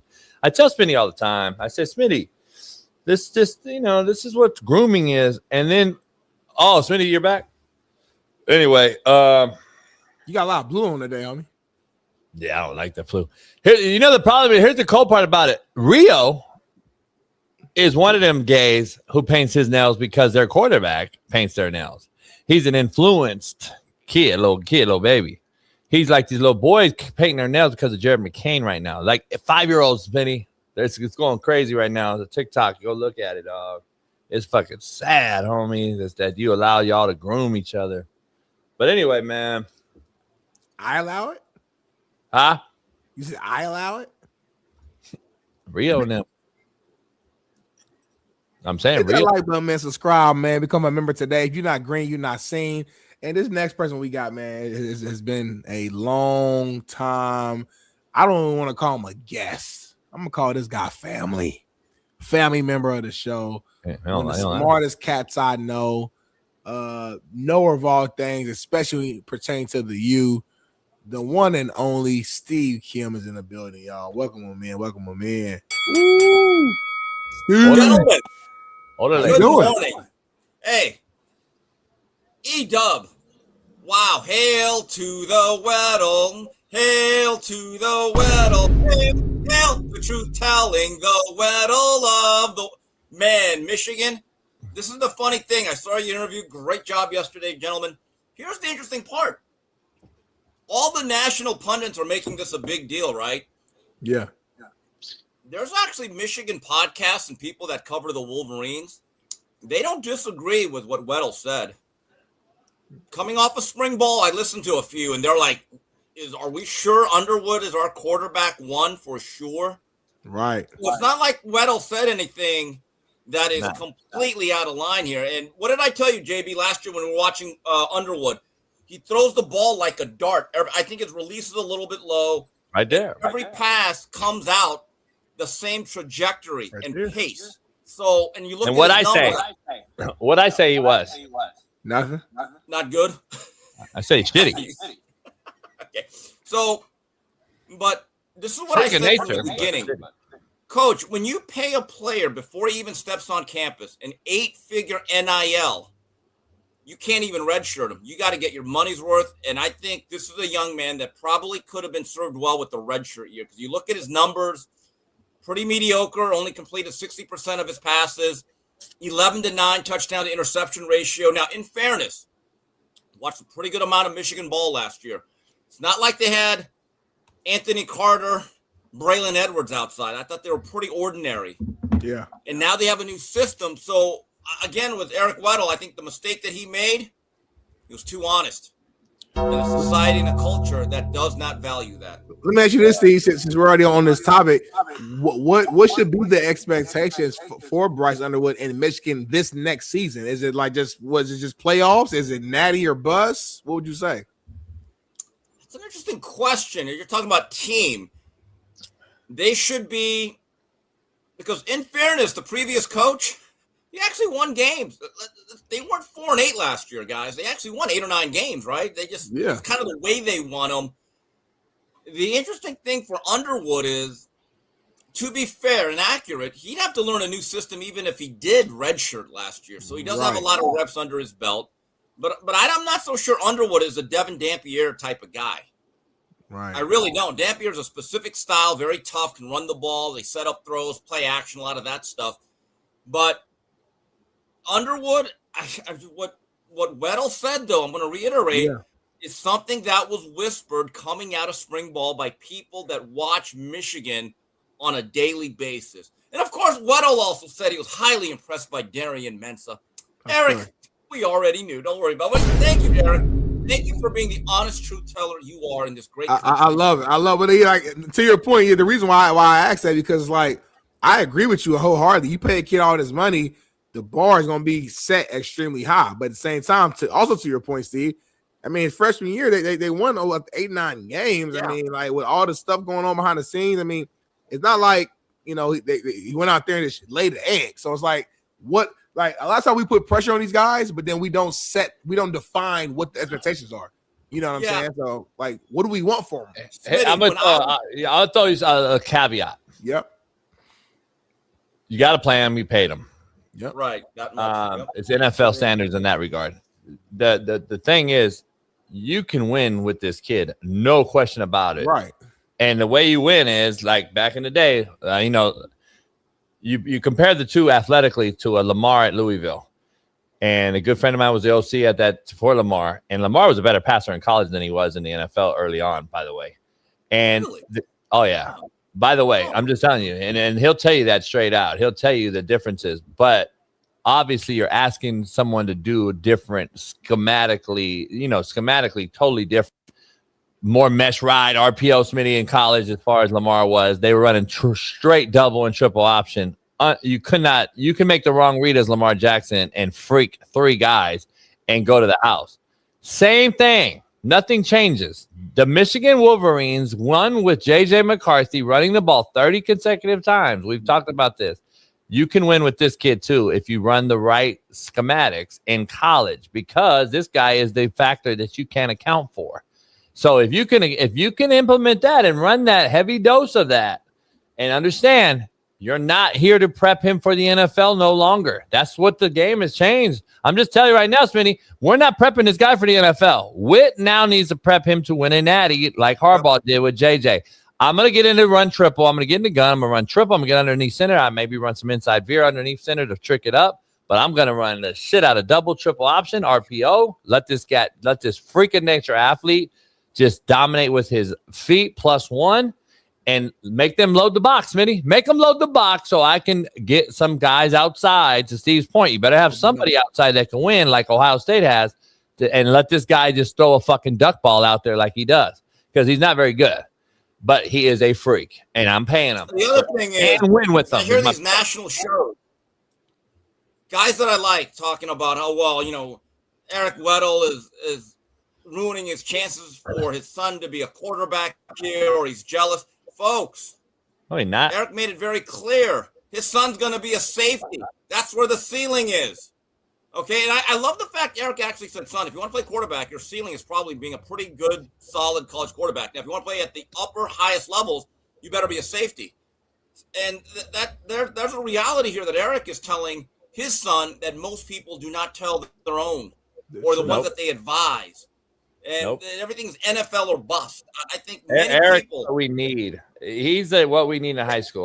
When I coached high school in LA and Long Beach, Steve Smitty, all I got was the parent who thought their son was fucking better than he was. And when I told him, hey, listen, Mom, your son is not going to go Division I. What do you mean? I'm transferring him. You can transfer him all you want. He's not going to go D1 from there either. He's just not. He's 5'9", he runs a 5'9". It makes sense. Make it make sense. They don't get it. When you got a head coach telling your own son that, maybe these fucking street agents and these 7-on-7 gurus and all these other idiots will finally start to say, okay, son, you're not good enough, but you have a great future. You can get money. You can get paid getting a scholarship nowadays and don't have to be in a 1%er and an NFL guy, Smitty. You can still get paid and be a good guy, college guy. But if you're going to play quarterback, I've seen him play. I've been in multiple games, obviously, with EW and watching this kid as a freshman start and then as a sophomore start. The bottom line is the kid is different in the secondary. He's good at quarterback in high school as a young kid. I think he's going to be really good as a quarterback as a senior. But he's a different guy in the secondary. I'm just telling you, he's special. My view is this. If you would tell most kids, because I know a lot of players talk about when they don't make it at age 25, 26, 27, they have mental issues or their life is kind of depressing. If they would have been told from their sophomore year of high school, young man, let's just get your education paid for, make a little NIL, let's put that money away into an annuity. And as long as you make it through college and graduate and don't transfer to 8 different schools, you have made it. Instead of, hey, you got to be 3 and done in NFL. If that is the expectation of the overwhelming majority of these young men, you're putting a pressure on them that will impact them by their late 20s when football ends. The reality is 99% of people that play football at age 17, 18, do not play it by age 27, 28. That is a fact. Anyway. Nah, no doubt. Well, way to be an American. A truth teller, man. But Mensa, you're right about Mensa. God, what a leg. Hey, Steve, let me ask you that before we move on with Smitty with the rundown. You guys, what is your take on all this stuff that's going on? A.J. Brown, obviously the Myles Garrett. Well, hold on with A.J. Brown. I still don't believe it. Did Diana Rossini report on it yet? She's like it. Apparently, They walked across the rocks. Smitty called it. He said he's still going to go there regardless. Edub said, hey, the reward outweighs the risk. It don't matter about all that. I said it was going to be crazy. You and I said, damn, it's going to be interesting if he still goes there. Wonder if other teams are going to get involved. Seems like it was a foregone conclusion. This has been done for many months. June 1st was the day, Smitty. It happened on June 1st, as we said. I love this trade for New England. You need to get a true number one. And A.J. Brown, if you give him a quarterback that's going to be able to rip the ball, throw the ball on time, and Drake May can slice and dice this right here, putting aside any of the other ancillary issues, a true number one can elevate that whole room, can make a number 2 better, a number 3 better. And A.J. Brown is still relatively young, right? He still has really good football ahead of him. This was a needed move from New England. Yeah, and A.J. Brown even admitted, I guess, on Maria Taylor's show or something, he said, we're not as close as we were, speaking of Jalen Hurts. And he said, we're not bad blood. We don't have bad blood. You know, kid, godfather to his kid, all that other shit. He's like, but we just aren't as close. People grow apart. It is what it is.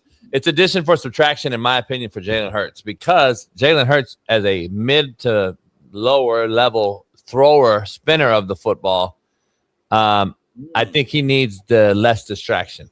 And especially, to fairness to Jalen Hurts, he's a winner, and the motherfucker has to deal with a new OC every year. And with that, every year, I'd rather have less distractions and just let me be me and go out and try to win games and be the leader that I am and be that guy, other than have to deal with the guy reading a book and the prima donna of that wideouts bring. And that's all wideouts, by the way. I'd rather deal with that and less of that than more of that as a guy that's already, you know, average to mid-average quarterback throwing the ball.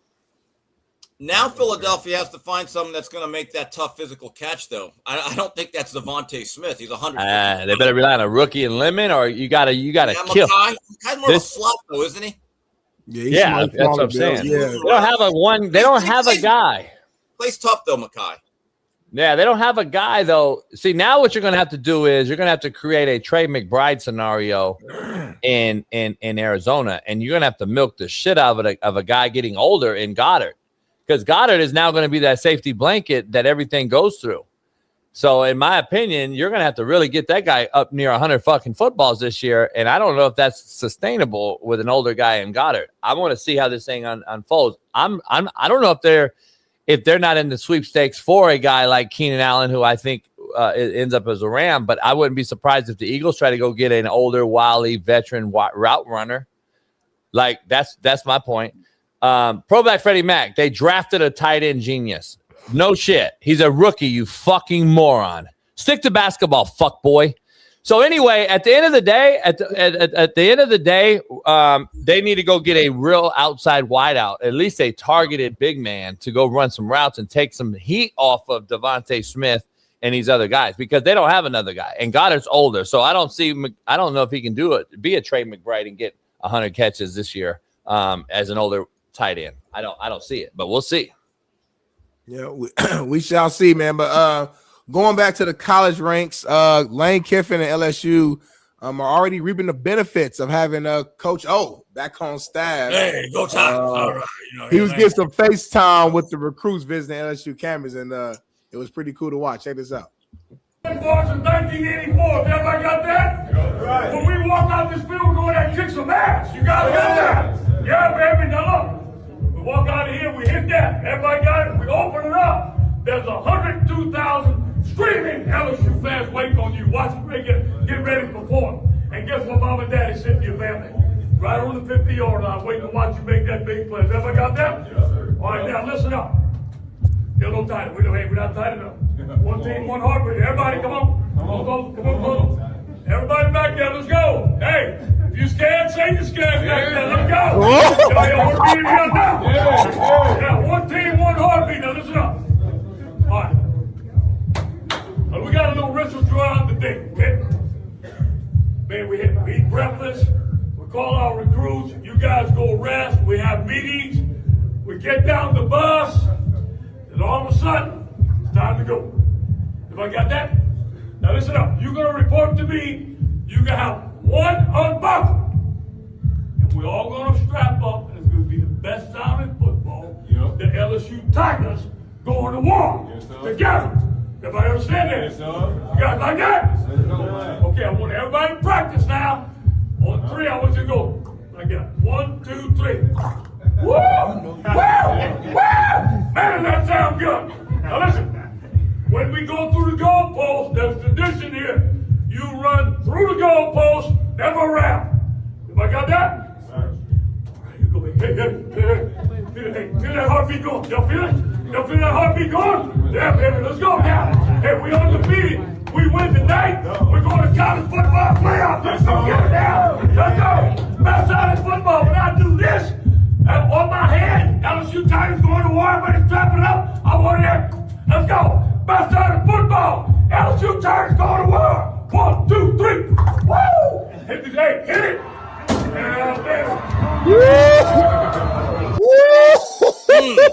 Let me break this down.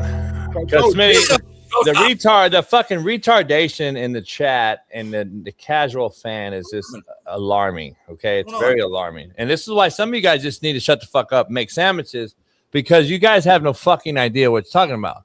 So let me help everybody out. So everybody in the chat thinks this is apparently a fucking game day in May, and that this has been rehearsed already, and the players are supposed to be fucking super hyped. He's teaching the drill, you fucking morons. He's teaching the drill on what they're going to do step by step. So understand, he's teaching the fucking drill for later. Okay? This isn't an actual game, you fucking morons. Number one. Number two, why are the kids hyped? Why are the kids quiet? That's what the chat's asking, Smitty. He's teaching them. Number one. Number two, Ed's going to find out this is a different generation, dog. This is a TikTok, YouTube generation. Half those kids were watching. Hey, Steve, half those kids were like this. Fuck, I got to do this TikTok dance after this. I get it. It's going to be interesting, dog. And here's my bigger picture before you guys take it, Smitty. Here's my bigger picture real quick. These are recruits. Half of these guys or more won't even be there. Number one. Number two, understand something. You can only have so many Chiefs and so many Indians. This guy is a head coach of a national championship team at this institution, this very institution he was just talking to those kids about. Those kids are looking at him as the national championship head football coach of this institution. The current head coach is Lane Kiffin. There is going to be something dynamic that happens this year. I'm calling it right now. I'm calling it, dog. I'm just gonna say I don't see it working. Go ahead. First of all, it's great to have Edo back where he wants to be, and I'm gonna miss him because he used to come to all the Miami games last couple of years. He'd be in the parking lot, tailgating, making the rounds. Everyone loves Coach Edo. But to your point, Coach, it is interesting. If you are an impressionable young man and you're one of that group of people that's a recruit, and you said, "Man, I like this Edo guy." Yeah, and you deal mostly with him. Yeah. And all of a sudden, Edo's got 1,000 other things to do, and you barely see him. You don't see him no more, yeah. All of a sudden, you got to deal with Lane, who's kind of an awkward personality. I've heard that for years. Well, guess what? Now your experience may not be what you think it is. So that dynamic could exist, Coach. I don't disagree. I feel that can happen often, though. I mean, a lot of times the person who recruited you isn't necessarily the person that you're going to spend all the time with. You know what I'm saying? I mean, even when I got recruited, like it wasn't my D-line coach, it wasn't my head coach necessarily. It wasn't my. It was our at the time. They're building every day, though, aren't they, though, Smitty? Like I know they do by regions. Coaches recruit by regions. Sometimes, right? So that coach will always be in the building, though, won't they? Yeah, for sure. Maybe I think this is a different animal. This is a different animal, though. I know what Smitty's saying, and he's right. But this particular scenario here is a completely different animal. Yeah, Smitty, your D-line coach wasn't the former head coach who won a natty at Ball State. Right. This is a guy that won the natty as a head coach, kind of disappeared, became, infamous or whatever you want to call it on social media with the girl and all the other shit. And everyone's like, why is Ed not a head coach somewhere? Why isn't he getting the job at SC? Why isn't he getting an interview at UNLV? Remember, all these jobs came open, and they were like, Ed Ogeron needs to be the guy. He didn't get it, and everybody's questioning it. Now he still hasn't got a job, but he goes back, and Lane reached out. They made whatever they did, mend fences. He's back at the place he won the natty at. This is a different scenario. I'm just telling you, it's going to be very interesting to see it, to say the least, because these two personalities. Ed don't play. Ed's like me. He'll snap, and then he snaps, and it's like all bad. or he's the greatest human on earth. But he's a football guy when it comes down to it, Smitty, and he's gonna snap one day because Lane's gonna say some more slick shit that him and I'm just telling you, something's gonna happen here. I don't know what's gonna happen, but it's gonna be very interesting. It's oil and gas. They'll be all right though. These are two men, football men. Yeah, I'm sure they're gonna argue at some point in the season. It might be some shit happening on the sideline of them arguing. But he's not really on the field guy. All right. He's not an on-field coach though. All right, so we ain't even nothing to worry about. No, it's not about that. It's just about, the guy sent us a book called Ego, right? There's a lot of ego in this room now. There's going to be a lot of ego involved in this whole thing because Lane's known as a guy that gets the talent from coaches that he hires. He hires great coaches, right? Yeah. It's going to be very interesting when it comes down to everyone. He keeps hearing Ed Ogeron, who's the national championship coach, getting these kids, and Lane's like. Okay, but I'm the head coach. You see what I'm saying? There's going to be something. I'm just telling you, dog. It's just natural. This is what happens in these spaces, Smitty. You've seen it, and you haven't seen it at this particular level with a former head coach coming back as a natty. Not like Ogeron was just a run of the mill. No, it's a crazy scenario. Like, he won the natty, homie. on one of the greatest teams of all time. Think about this. Ed Ogeron wants to just kind of drop his nuts one day. Hey, Joey, come up. I need you to come talk to the kids. You get JJ, get Justin, get Jamar. All these NFL legends already. Hey, come out here. Lane has nobody like that. Ed's calling motherfuckers that are like, God damn. They walk in, the players see these motherfuckers. The players see them. Yeah. I got your motherfuckers here. You know what I'm saying? Like, Ed's going to swing his dick, homie. Don't get it twisted. Ed's going to let motherfuckers know he brought him there. Hey, Burrow walk in, Coach O. Hug him and shit. Oh, yeah. He don't know Lane. He don't know fucking Lane. He don't know Lane. Hey, JB, have you heard some of the stuff Golding has said about Lane? That's going to, I give Golding credit. That guy is a ballsy. And going against Clemson and going against the kind of the narrative. I like what Golding said. He said, look, we don't have a problem with Lane looking at other jobs, but the way he handled it, every person in that building did not know if they had a job for 3 weeks, and this guy's trying to have it both ways. I completely agree with Pete Golding. What he said, look, everyone from the secretaries to the interns to the graduate assistants, we're hanging by a thread. We don't know where we're going to work next week. And this guy's and you have options, Lane. We don't. I was like, what? I could not disagree with anything he said. I agree. Yeah, it's gonna be interesting. Yeah. I can't wait for the season, man. So many storylines at the college September 19th. September 19th in Oxford. And I'm damn near rooting for Ole Miss. Underdog. I ain't gonna lie to you. So we gonna see. Moving on, man. Kurt Signetti says that college football is in danger if something doesn't change soon. Saying and I quote, "The market is pretty expensive. It's scary. It's scary. I think players should get paid, but something's going to have to be done in the next 12 to 24 months, or universities might not be able to handle this. College football won't exist the way we're going right now." End quote. Steve Kim, what's your thoughts on here? Well, look, I really believe this, and I know I repeat myself, and I'll do it again. If you said, and I'm going to amend what I said here, I would say that within the first 2 years of you arriving on a campus, you cannot transfer. And if you do, then you must sit out a year. Now, I'm going to change a little bit of what I said. Now, entering your third, fourth, maybe even your fifth year, well, your fifth, then you could transfer freely. But the problem is too many players are leveraging their programs after literally every week now, Coach. I'm sure you heard stories. Guy has a great game, not happy with his current NIL, and then all of a sudden he's like, "Hey, Coach, you think you can help me, or I'm going to use my redshirt year?" That type of stuff, to me, if you knock that off right there, the threat of a transfer or just redshirting right in the middle of the year to preserve another year of eligibility, I think a good number of these problems that we're talking about economically, at least some of it, I believe, would go away. Yeah, man. I was just glad that, we finally got a coach to come out and say this, though. I haven't really heard this sentiment exactly the way it's been put out. So I'm glad Kurt Signetti came out. said it, stood on business, because he's right. I mean, if something does not change, these schools will not be able to maintain. A lot of universities don't have the money to be able to afford these players. So shout out to Kirk Cignetti for staying on business, being a grown man, and coming out and just and speaking on it. But go ahead, JB. I'm done. It's fucking ridiculous. Like, they'll clip it though, and Cignetti will get all the credit. Anyway, we know a guy. I'll just leave it at that. I haven't said this ever. Yeah, you're exhausting me. You exhaust me because you don't give credit to the show. That's why the show don't grow. But anyway, you just got 100K though, so it's growing. Yeah, I don't care. 200K. By the way, if you guys want a placard, I had to pay $150. Yeah, I know. Pay each. Yeah. So I gotta get you one, Steve Weddle. I gotta spend like $2,000. JB, I have a question. You have to pay for us. No, they give you one for free. Well, that should be yours then. Yeah.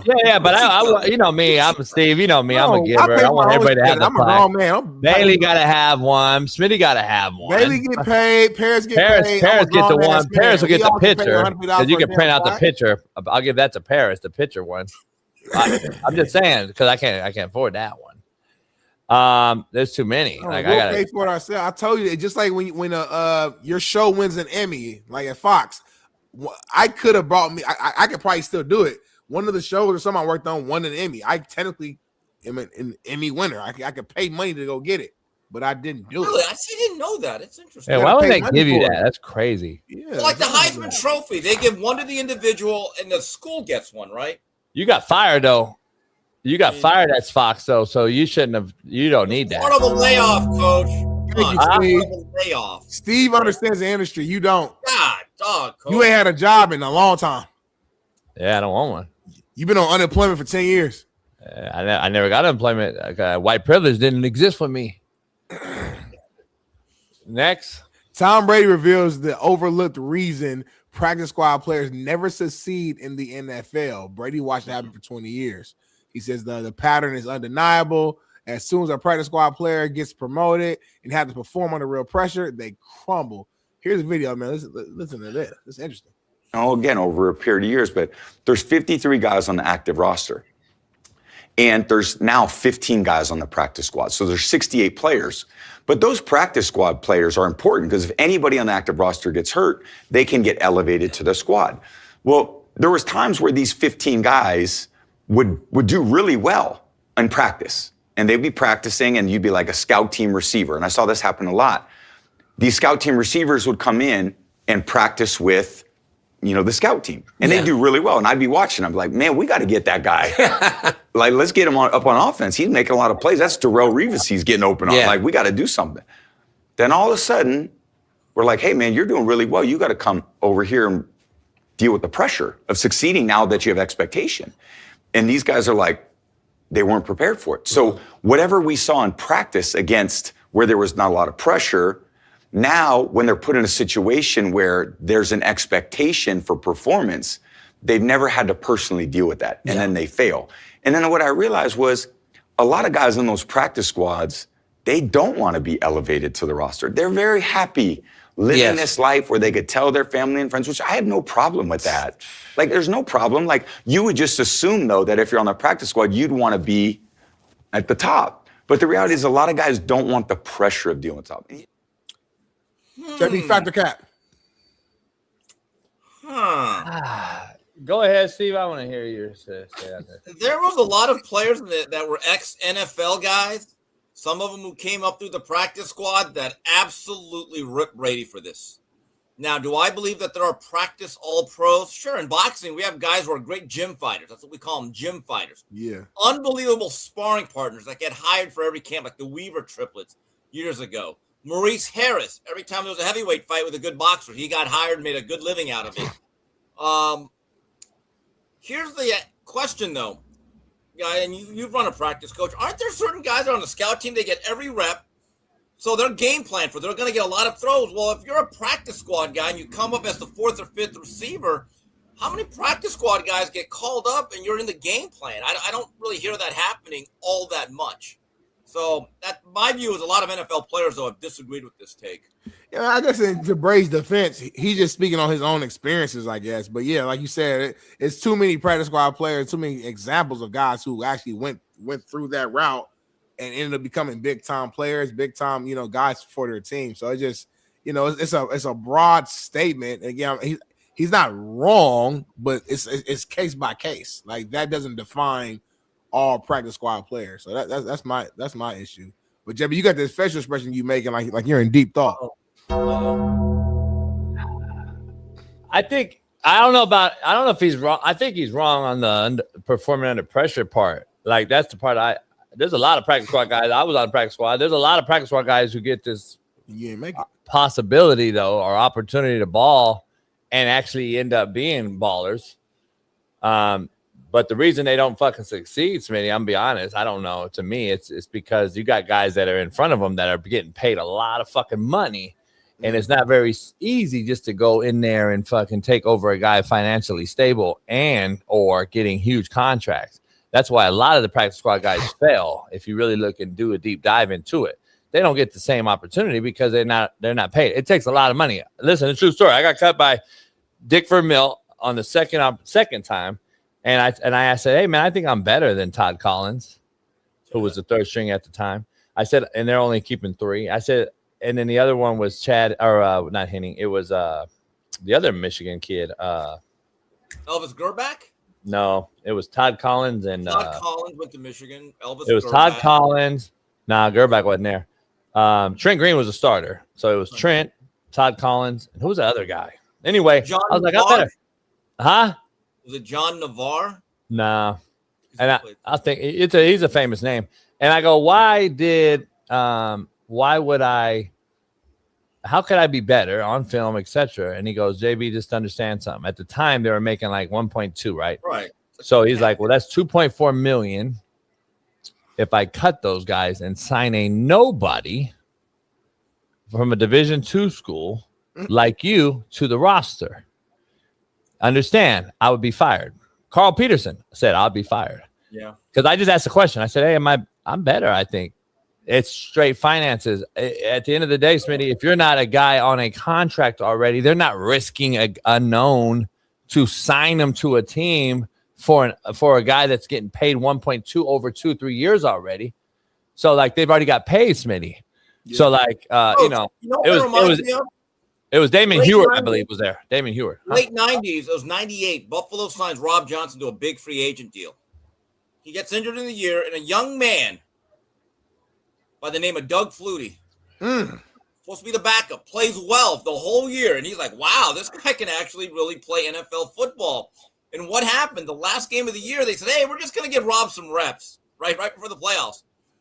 And then I think it was Wade Phillips said, we're going to go with Rob Johnson. And everyone was stunned. And if you talk to or read any interview from anyone on that Buffalo Bills team, they hated that move. But why did they do it?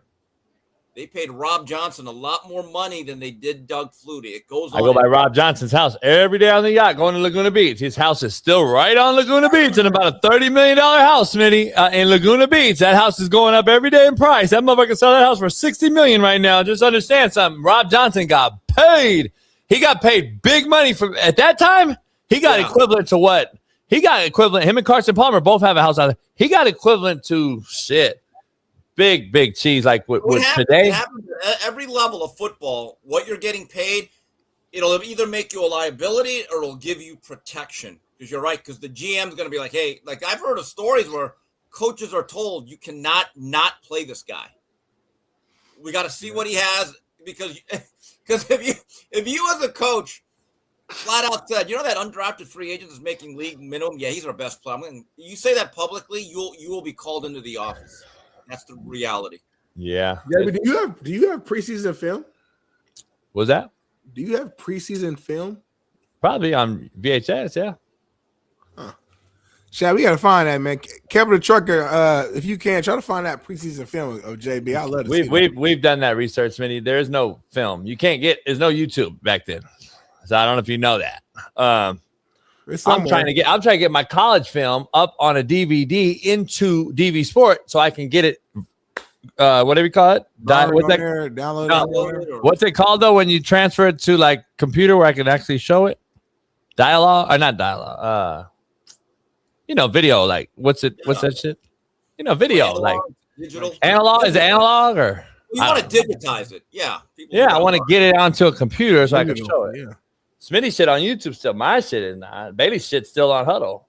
YouTube came about in 2004. Keep that in mind. Yeah. And then now's the internet. So they come in the second time for all the fucking nobodies that in the chat that don't understand it. And then I went to NFL Europe to Amsterdam. So I lived in Amsterdam, played the NFL Europe, and then I played arena football. So that's why nobody picked me up. You fucking. And you got no film of none of that shit. I do have all that on VHS. Well, I want to see. I want to see how good. If you know how to transfer it over, please feel free to come on over and do it. You talk a lot of shit, so I just want to see how good you really was. I don't want to watch highlights. I want to watch. I was the guy. I want to see. That's all you need. I want to see full game, like not no highlights. I want to see full game work. Yeah, you can watch games and you'll be like, "Damn, JB, why are you not a Hall of Famer?" That's what you'll say. But let's keep moving on. Well, I want to see it. So that'd be spinning. You saw me in the backyard. No warm up. Fucking hit the chair 45 yards away. But go ahead. Well, hold your wrist up, man. Shedeur Sanders earned a record $17.7 million in group licensing income, aka royalties, last NFL season, according to NFLPA's annual report examined by Front Office Sports. By comparison, JJ McCarthy led all players with $4 million the prior season. The top 5 NFL players who earned the most licensing income from the 2025 NFL season was number 1, Shedeur, number 2, Travis Hunter at 12.8, number 3, Patrick Mahomes, number 4, McMillan, T-Mac, and number 5, Saquon Barkley. T-Mac at 4. Yeah, man. Yeah. You're a little surprised, huh? He broke Tom Brady's record. Yeah, he did. Huh. Shout out to Shedeur. I mean, make your money. We can't hate on that, man. Hey, Deion's got 2 kids. Number 1 and 2 are Deion's kids from Colorado. Shout out to Deion. Deion, at the end of the day, Deion's a hell of a promoter, a marketer. Yeah, he is. Much better than he is a coach. It's just is what it is. He's a great marketing guy. That's why Bart's so high. Because wanted to try coaching. Hey, hopefully Deion can win this year in Colorado. But Matt said he's recruiting his ass off right now. Hell of a marketer, though. He's done a hell of a job right here. Matt said he's recruiting his ass off right now, and they're putting together a really good team. So we'll see what happens. Respectfully, Matt said that every year. No, you don't. He's an alum. Matt be calling him out. Matt be no. Matt is not a homer. Yeah, stop. Not a homer. He is not a homer. Matt's an alum, and he's got to say but that. you don't think he's been critical? Homer. You don't think he's critical, though? After me and him would fight on the show forever. Okay, yeah, but y'all ain't had that argument in 2 years. Yeah, after you and him got into a fight, you guys scrapped. Huh? Coach, when I go to the office, the little orange bowl of Montebello, I watch their show a little bit. Matt still remains steadfast in believing that Deion Sanders could work a little harder at recruiting himself. Yeah. In other words, leaving his front door or his front lawn and actually visiting a school or two. That he still says it, and he still takes a lot. Matt speaks his mind. I can't disrespect him like that on the show. He speaks his mind, and he's not always just leaning towards. That's why he's had some like little issues with Colorado, fans and Deion has said some little subliminal stuff that feels like it might have been a shot towards him and Bailey's show. It's been a little stuff, so don't do that now, JB. Don't lie on Don't do what? Don't do what? Don't lie, JB. Week 1. Colorado goes to Atlanta to play Georgia Tech. That is a pivotal game because Georgia Tech, look, they lost Haynes King, who was the central focus, right? Yeah. But that's a pretty stable program. I like their coach, Brent Key. He's good. But they're transitioning. But now it's at home. Last year they played a close game. You look at Colorado's schedule, there's only one game where I'd say right now they're the decided favorite. One game. Everything else you're like, ooh, so this is a pivotal year for Coach Deion Sanders in that program. And remember you said what you just said, please. There's one game right now that we would say that they are the favorite. Just remember that right now without looking at them. Yes. Cool. I agree with you. So I just remember that as a group. What game is that? Huh? What game is that? They play like Maine or Delaware. They play a lower level school. I think Bailey could punch that up. Second or third game of the year. Yep. Other than that, they're not going to be favored at JB. So let's just see what happens, and then we'll resurface this conversation towards the end of the season. So, Yeah, but man. Matt McChesney is not a homer, though. I'm with you, Smitty. I think he's pretty critical. I think he's very fair on the program, which drives people nuts. I agree. I think JB just saying that for clicks and likes. I got one more topic, though, that I want to throw at you before. I know JB has one before you go. 49er star DN Nick Bosa it said threw a little shade at the NFL for converting, stadiums to grass for the FIFA World Cup and then reverting back football. to the turf for NFL games, man. Check this out. How do you react to that? I know you've been a bunch of players obviously want more grass fields to see them. Yeah, it's a little bizarre, but what can you expect?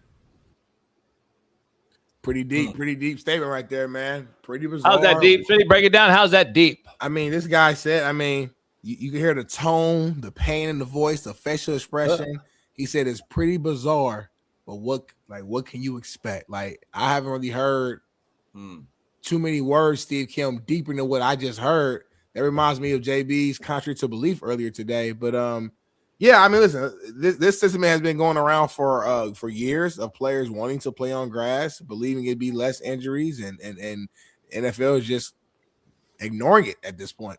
So I can see as a player how you would be frustrated when you see how quickly it just turned around for the World Cup, but then your actual players for who's making you billions has been requesting this, and you want to do it for them.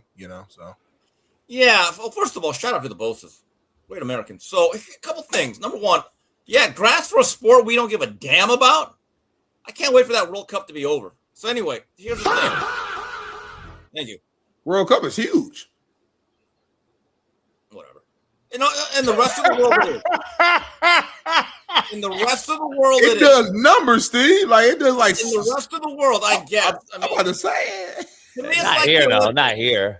I mean, no, we care about it, but it's like the Olympics. USA. Yeah, nobody cares. Look, it's great in Brazil, Germany. I don't know nobody. But I do have a question. Mexicans go to anything. Free beer.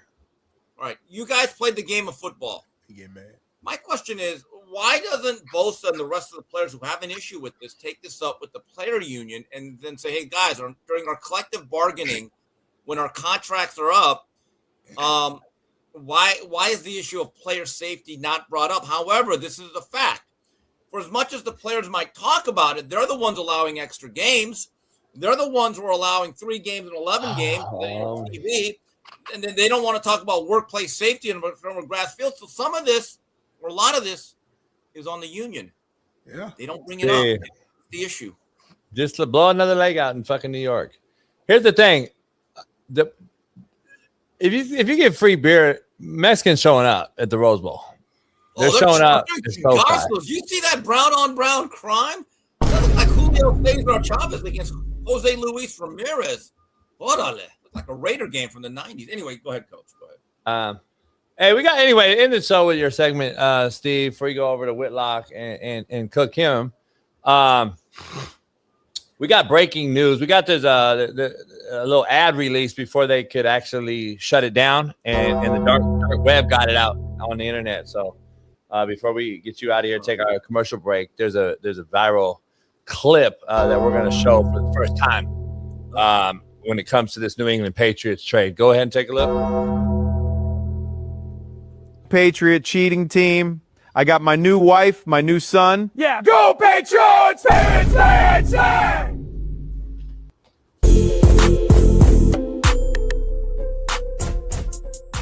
Hey, well, fuck it. I'll go home tonight. I'll drink my yak and smoke my stick, and I'll get it back cracking.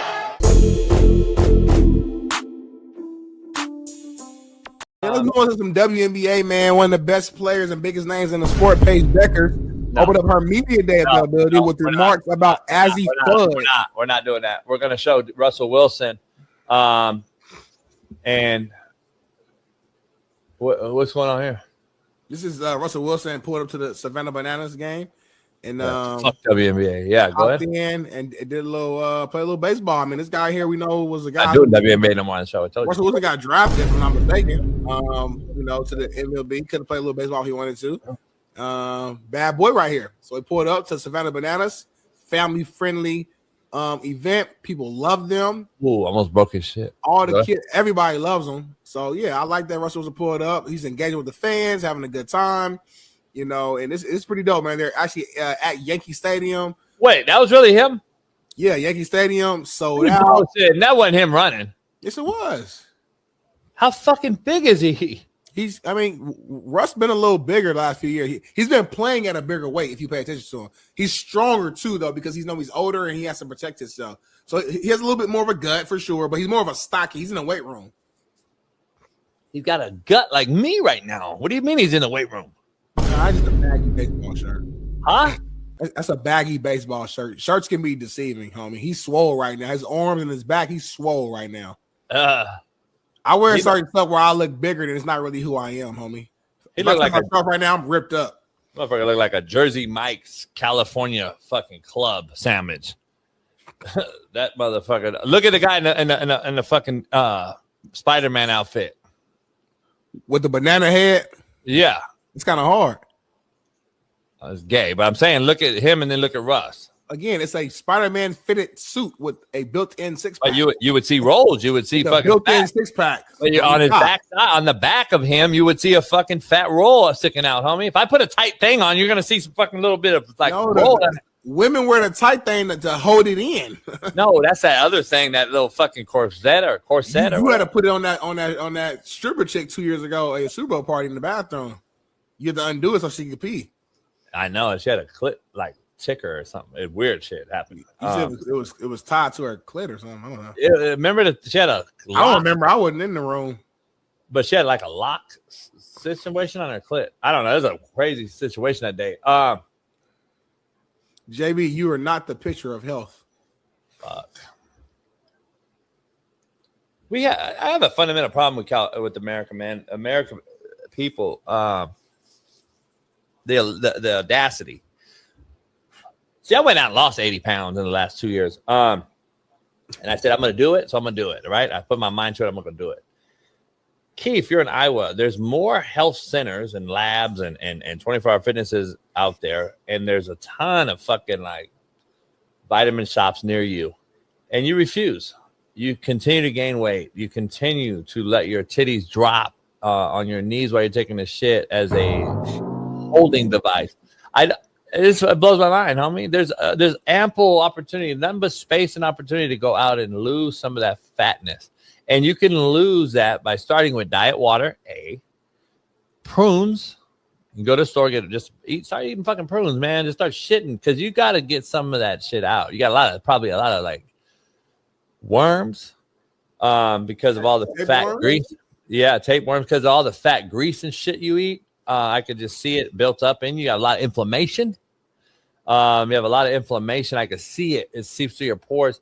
In your fat face picture. I don't understand the audacity in some people. I really don't. And you're in Iowa, homie. We know per capita, Iowa has the fattest humans in the country, in the union, per capita. So Iowa has a bunch of just fucking wobble body, mostly redneck fucking backwoods nobodies. And it's a lot of fat wobble fucks. Iowa has the ugliest people that I've seen per capita just walking about. Like if you go anywhere like Moline, or you go to the fucking like the fucking the casino riverboat.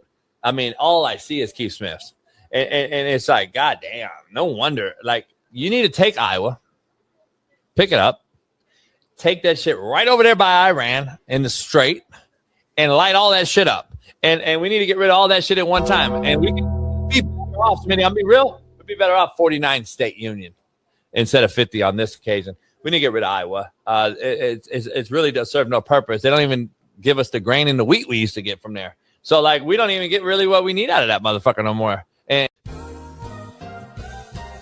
because now kids are almost forced to go to a junior college to actually get noticed because of the NIL. What I'm hearing, and I don't have a kid that's playing high school football, is that now they're only recruiting other colleges. It's almost impossible to get recruited as a high school kid unless you're like a superstar, and they're basically feeding all those kids into junior college or community college before they'll even be on the NCAA 1A colleges. Is that correct, or can you school me on what's really happening, Coach?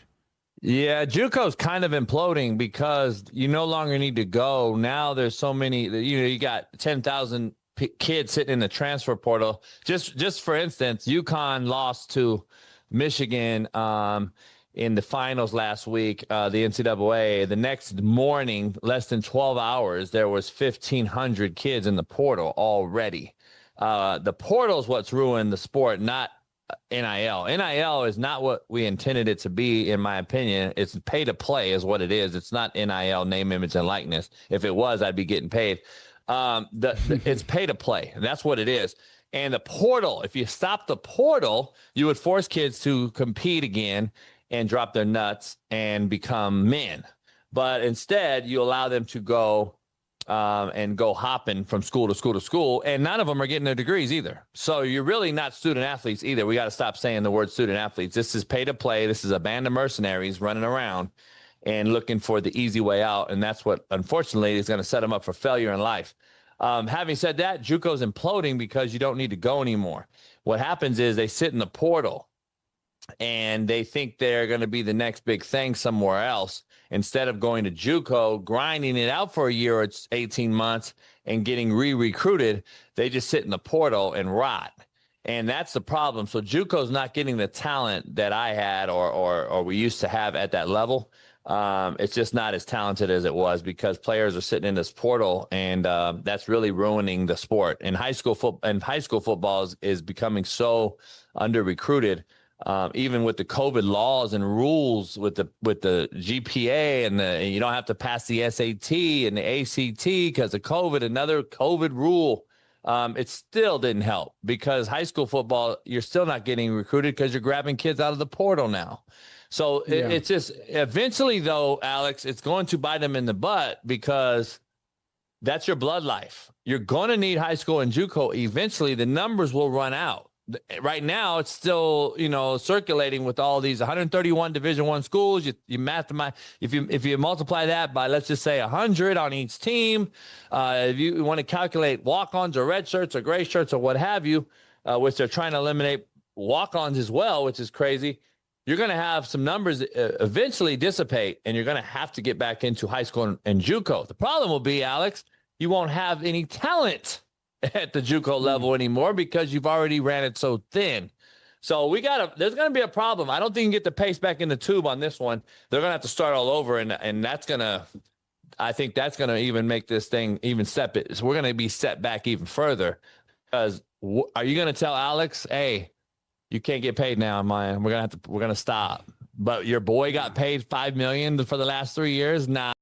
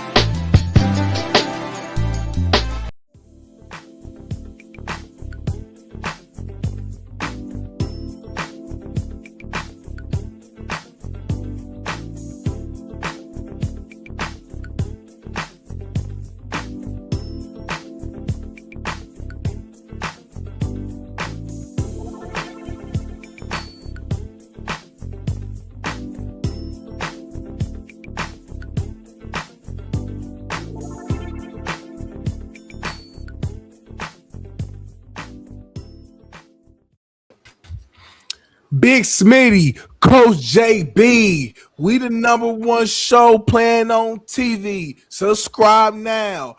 Become a member. Rams, they the real. They not no contender. Eat it like a tender. Cindy Sweeney just launched a production company with Sony with a Sony first look deal. So shout out to Cindy Sweeney, man. Just saw this, man. We just talked about her yesterday. Everybody out here making moves. They taking one thing and then flipping that to become something else and grow that to something else. So kind of what me and JB doing. Me and JB's breaking news. We're actually in the process of writing a book together. It's gonna be a book about kind of the show's growth, how this show got to this point, how we met, our stories, how it all connected. So wait, what? That book to drop, huh? What happened? What?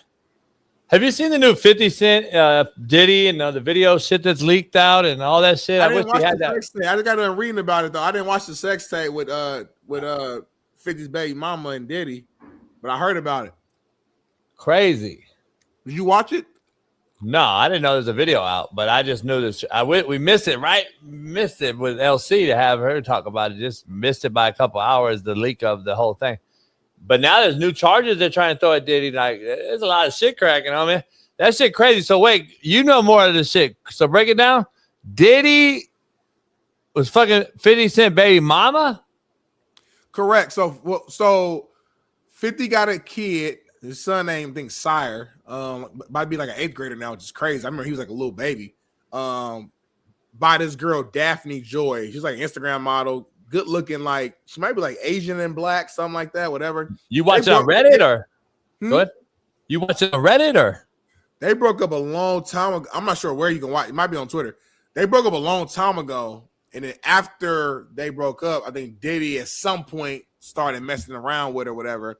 And apparently she was a part of some of his, sexcapades and stuff like that. And I guess there's a video out right now of her having a threesome with him and another dude.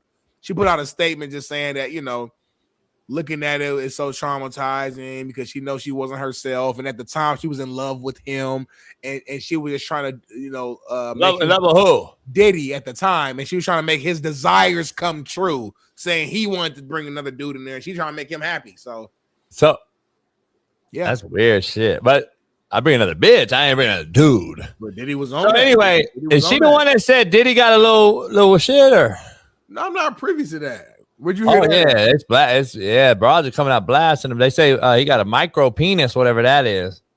Do women really does that really matter? Because I hear two sides. On one side, women say, yeah, size matter. Ooh. On the other side, I've heard women say, well, as long as you at least 3-4 inches, that's all that matters because that hits our spot. That hits our G. That hits the spot it needs to hit. And as long as the motion in the ocean is good, that's what matters. So I need to. We need to ask a woman on here because I'm not privy. You not. Well, privy. we've asked these questions. We know they want some dick. They don't little boy. Is it more just like the visual, like for them, like, oh damn, he's packing, and then I'm saying from an actual sex standpoint. Nah, they need something. They need something. They need something. The actual process of it. Because I've entered after little boys left, and they'd say it's a big difference. It's a little different. Okay. Right. Not big different. Yeah. So it's different. But having said that, very interesting because they're saying a lot of shit's going on with this Diddy thing. Very interesting, dog. It's very interesting out there going on. He's a nasty motherfucker, bro. At the end of the day, that's just call it is. Nasty. I don't know what they're gonna do.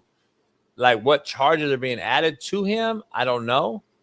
Because they're trying to add some more shit. I saw it was a dude. I think you sent it to me. It was some guy that maybe worked with him or something in the past that was trying to add some more charges to it. So who knows, man? I just think Diddy was a guy who, growing up when he was real young, yeah. Jay been forgetting to say hello to her. Yeah. Thank you, Coach. We're gonna put Doc in charge of that other thing we were talking about before the show because I can't do it and you don't want to do it. No, I'll do it starting today.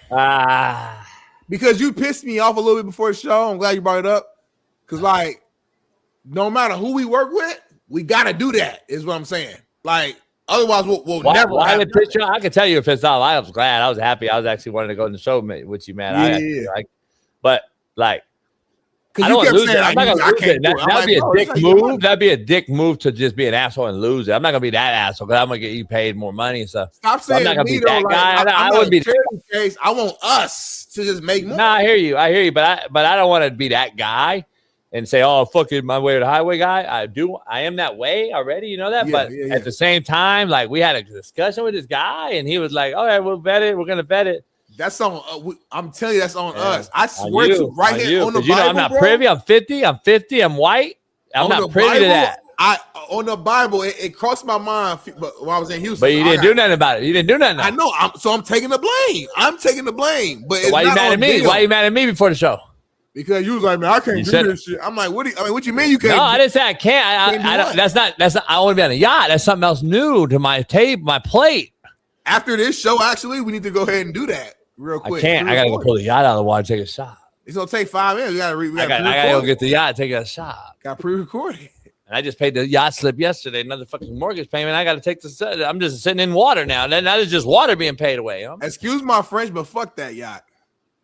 I'm with you. I'm actually with you. Thank you. But I got to get a new yacht. Are you going to help me? Or? No, we're not. No more yachts. You know why you won't help me? Why? Because you didn't do the thing. See what I'm saying? That's why it's direct slap in my face. What I'm anyway, saying, man, we're a real show. We discuss real life things on this show. Forget that yacht for now, man. And listen, I am forgetting that yacht, but I got another yacht. No, get the pool first at home. That's what I care about. The swimming pool at home. That's more vital. Let's get that figured out. That's because you're scared of the water. We're not gonna. You're only gonna come on once a year anyway. It's not beneficial to me. I mean, I usually come over way more than that. I will admit it's been a while since I pulled up, only because I've just been doing so much shit. It just ain't make sense. Yeah, but I come over your house probably at least like 10 times a year. 4. But anyway, man, let's move on. 5 to 10. Real quick, not to switch gears too crazy, but I'm gonna say it, and we're gonna come back to joking and doing all that stuff. But I gotta say, rest in peace to Gavin Yates Lyons, 18-year-old Ball State player, got shot and killed. He went back home. I think he graduated high school early, if I'm understanding this correctly. He went back home for graduation in Florida and ended up getting shot and killed outside his fucking garage, bro. So I don't know any other details more than that, but I know he got shot and he's 18. Black. Wait, what happened? Kid. Ball State freshman football player went back home for graduation in Florida, got shot and killed. This happened this past weekend, so it almost left my mind. Somebody in the chat brought it up, so thanks for reminding me. Just, T's and P's, like you always say to the friends and family, just senseless violence. Hate to see a young person get killed, just starting his college career off. Like, it's a shame. So it's articles everywhere. ESPN put it out, Ball State put it out, of course. So just wanted to put that note out there real quick. Crazy shit. But we do got Underdog ready, man. You wanted to hop in and do Underdog real quick. Yeah, baby, add that thing. I just threw in the chat too if you can, because it's some yum crazy work. But Chinese food do sound good too. Huh? Chinese food do sound good. Chinese food? Well, you made a noise, and for some reason that noise made me think about Chinese food. I love Chinese food, my favorite. So really, I mean, Asian food is my favorite. Like, give me. I know you usually cook at home, but if you do go out, like, what's like your order though from a Chinese spot? From a Chinese spot? Yeah. Best Chinese food in California is a place called Chin's. It's on Broadway in Long Beach. I get the chow mein, the combo, the chicken shrimp chow mein. Then I get the beef. Then I got the combination fried rice. Ooh. And then they have these egg rolls, homie. That's unbelievable. It's crazy as you shit. Get chow mein and fried rice? Oh yeah. And then I get that's Chinese. That's that Chinese. Then I get the orange chicken. Now, if I go to Thai food, I get the Thai barbecue chicken. I get the pad Thai, shrimp pad Thai, and then I get they got this chicken egg roll at the Thai spot. It's fucking big. Pause. It's fire though. They got that fucking that sauce. That sauce you dip it in that Mao Yang Yang Mao. And you get that shit. And then if I take a girl, her drink's usually the cream of some young guy, which is me later on. So anyway, let's dive into it, man. This proud segment is powered by Underdog. Late. Use the promo code JB, and the NBA the finals are here, Smitty, and Underdog is the best place to get in all the action. The Knicks Spurs. You can bet it over, under games. How many games are going? 7, 6, 5, 4? Is it a sweep? Is it a gentleman sweep? You can do it all. Playing Underdog, Smitty, is easy. Just pick whether your favorite players will go higher or lower than the stats like points, rebounds, steals, and more. Get your picks right. You can win up to 5,000 times your cash. Download the app right now. Use our promo code Coach JB. Score $50 in a bonus entry when you play your first $5. That's promo code Coach JB. Must be 18, 19 Alabama, New England, 19 in Colorado, some games, 21 in Arizona, Massachusetts, and Virginia, and present in the state where Underdog Fantasy operates. Terms apply. Concerned with your play? Call 1-800-MY-RESET or 1-800-GAMBLER or visit www.ncpgambling.org. Arizona, 1-800-NEXT-STEP, 1-800-639-8783, or text NEXT STEP to 53342. If you're in New York, call the 24/7 Hope line at 877-HOPE-NY or text HOPE-NY 467-369. Smitty, 369. Yeah, she fine. One more time. Get low. Get low. Get low. Get low. Get low. Get low. Get low as an underdog, Smitty, because fantasy game, it is a game of skill. Don't get it twisted, because I beat Freddie Mac's ass all the time. So let's dive right into it, Smitty. Let's do it, homie. Let's do it. All higher tonight. I'm just going all high. I'm gonna just put it all in. Fuck it. We're gonna go all high today. Tomorrow we'll go all lower. So eventually I got to win. The game's tomorrow. Okay, okay. All higher. Let's do it. $15 went over $500, man. You got Victor Wembanyama higher than 43.5 points, rebound plus assists. I love that, homie. They at home. He's hyped. He's excited. He's crying right now. Jalen Brunson higher than 35.5 points, rebound plus assists. He's well rested. He got to be. He knows the what's that? He's guaranteed. Smitty, locked. That's locked. No, those are locked. Next, Stephon Castle higher than 29.5 points, rebounds plus assists. The guy's been hooping. The only thing that can slow him down is foul trouble because he's going to be guarding Jalen Brunson on the other end. Next up, Karl Anthony Towns, higher than 32.5 points, rebound plus assists. Cat has been hooping. I ain't going to lie to you. After all that, but the ball's been going in the hole. Next up, Josh Hart, higher than 24.5 points, rebound plus assists. That feels a little high for me. That's where I would go lower. I would draw the line right there, but JB has higher. I appreciate it. I respect it, but I disagree with it strongly. Last but not least, OG Anunoby, higher than 23.5 points, rebound plus assists. I also disagree with that. I would go lower with that one as well. So I would go higher, lower. If it was my card, but I respect JB. Let's be clear though, because I think chatterlists are losing. I don't know if they realize what's going on. You do know points doesn't mean actual score or points, correct? I just want to be clear.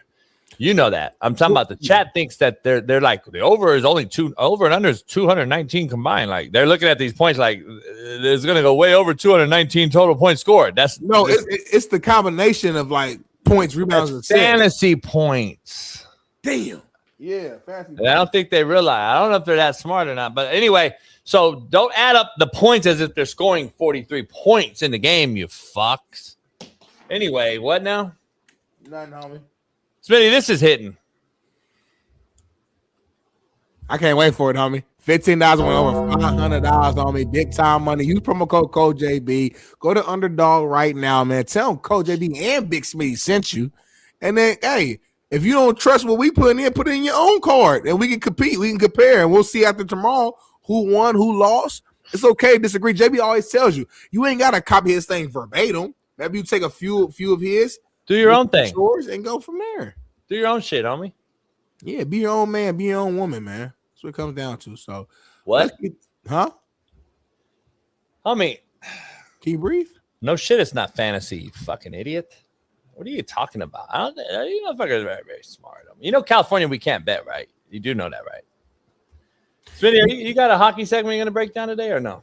I don't know. We'll see how I feel, man. Right now, I'm kind of 50-50. Chat's been pissing me off. You know the Stanley Cup's starting, right? Yeah, I know. Trust me. I've been locked in on it. I'm just saying. I don't know if I or not. I've been locked in on it. I just don't know if I want to talk about it today or not. I mean, we might get into it. We'll see how I feel towards the end of the show. But yeah, man, we'll see. Man, you got to get on Kick soon. I saw Adrian Broner. Yeah. Got $150,000 like paid to him, man. He was, oh my God, at this rate, I'll be a millionaire in a few months again. So I told you, homie. And they're not doing nothing but drinking and walking around.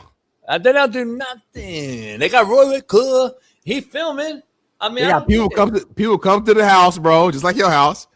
They drink, they talk shit, and just have fun. It's that simple, homie. Man, you imagine with the dynamic with Ash and everybody like bringing other motherfuckers over, homie. Like Rory had to run each room and be so much shit going on. Like it'd be insane, homie. So we got to do that. We got to at least try and see what happens. Yeah, because you're scared. We hadn't even pushed it yet. I got the app, but I don't even know how to open it. But I hear you got to get like verified. Are you connected to the higher ups to see if they can like so everybody can get kicked, but then like to get paid, you got to be like, I don't know if it's kick premium or verify. I don't know the exact term, but I know there's like another step to be qualified to start monetizing. I know. Oh yeah, I don't know shit about that. But there's a way to do. There's a way to expedite it if you connect it to the right. You got to connect. You're connected to all them people. No, you're connected. I thought you were connected to the people there. Oh, you and Paul Pierce and them. They can make a one call, homie. You connected to kicking them. No, call Rampage and them. No, dummy. For real. You hit up Rampage, literally. No, dummy. He follows you, stupid. Watch your mouth, homie.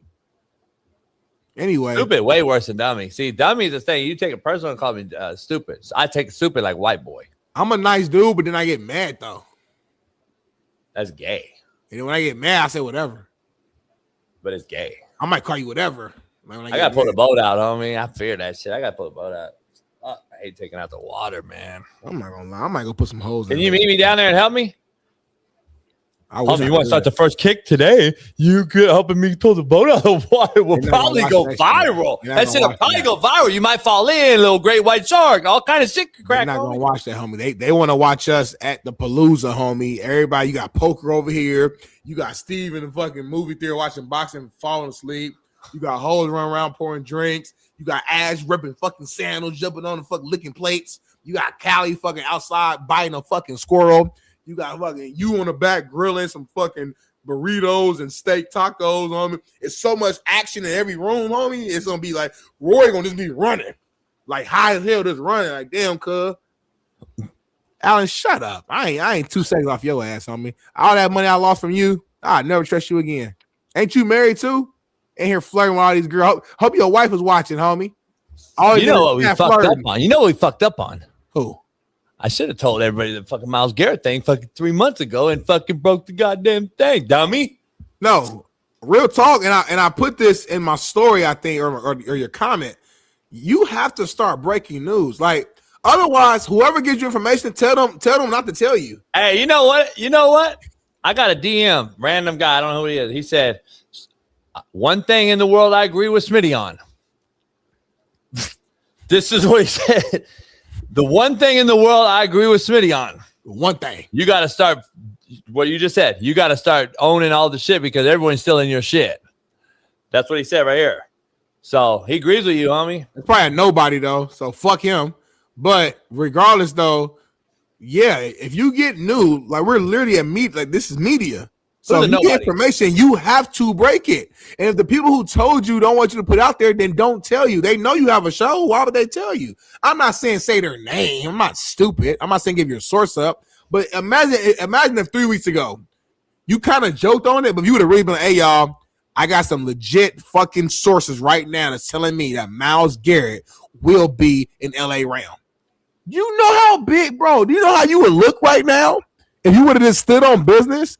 But again, I did stand on business. See, that's the difference in your generation and mine. I did stand on business, and I didn't leak my sources.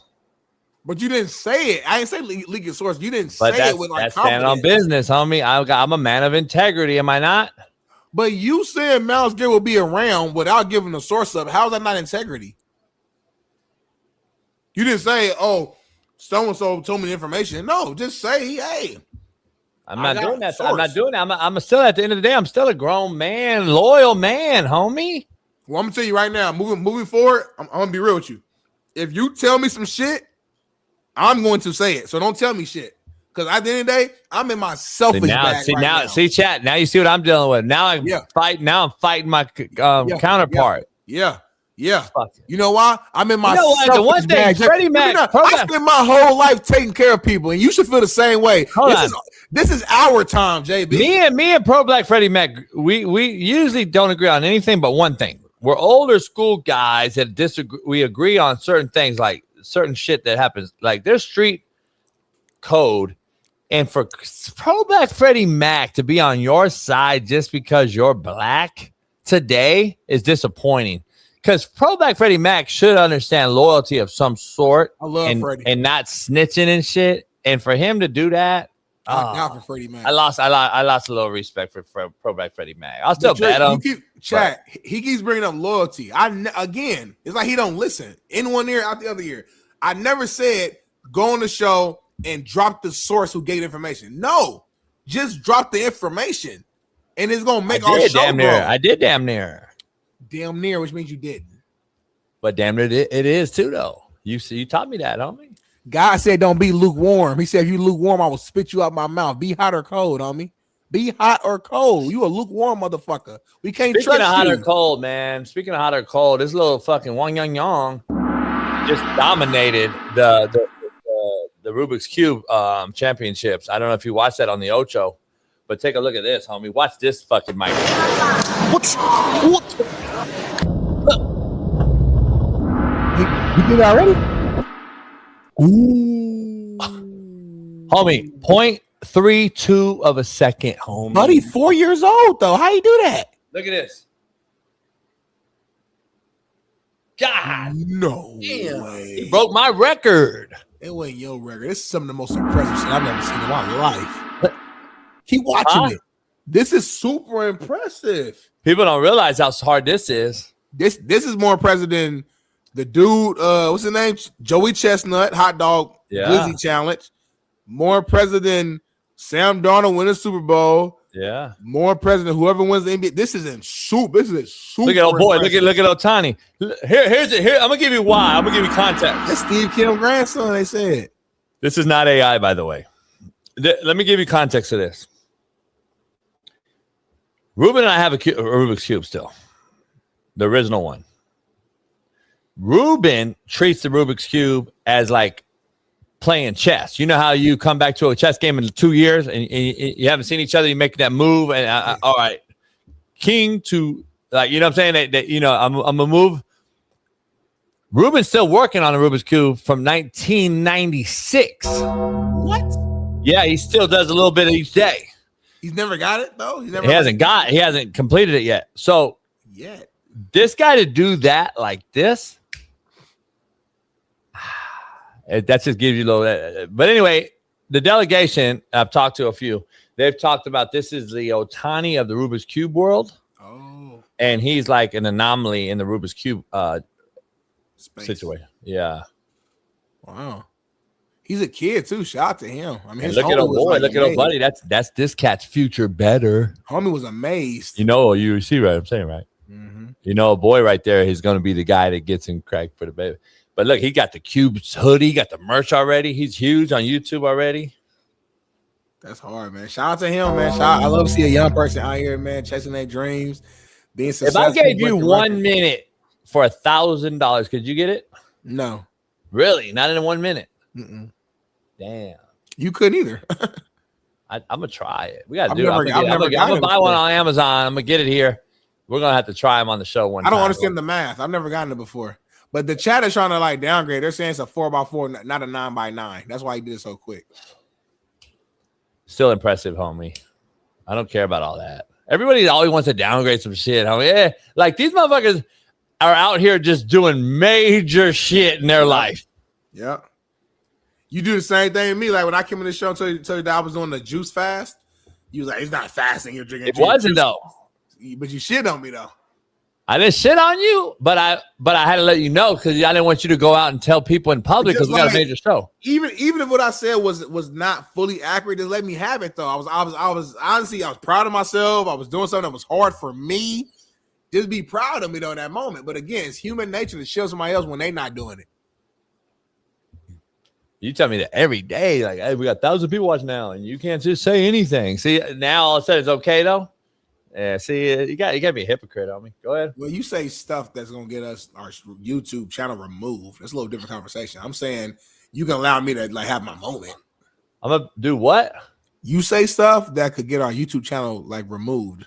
It's happened before, so I mean, that's why I try to correct you. No, it didn't happen. It did not happen organically. It did not happen that way. FA&M got us, and you didn't want to admit it. Right now, you don't want to admit it. Go ahead. But they hacked it because you was talking shit and they wanted to prove a point. Not they, your boys, FA&M. Just say it. Don't say your boy. Don't say they. Wasn't no black people who did that.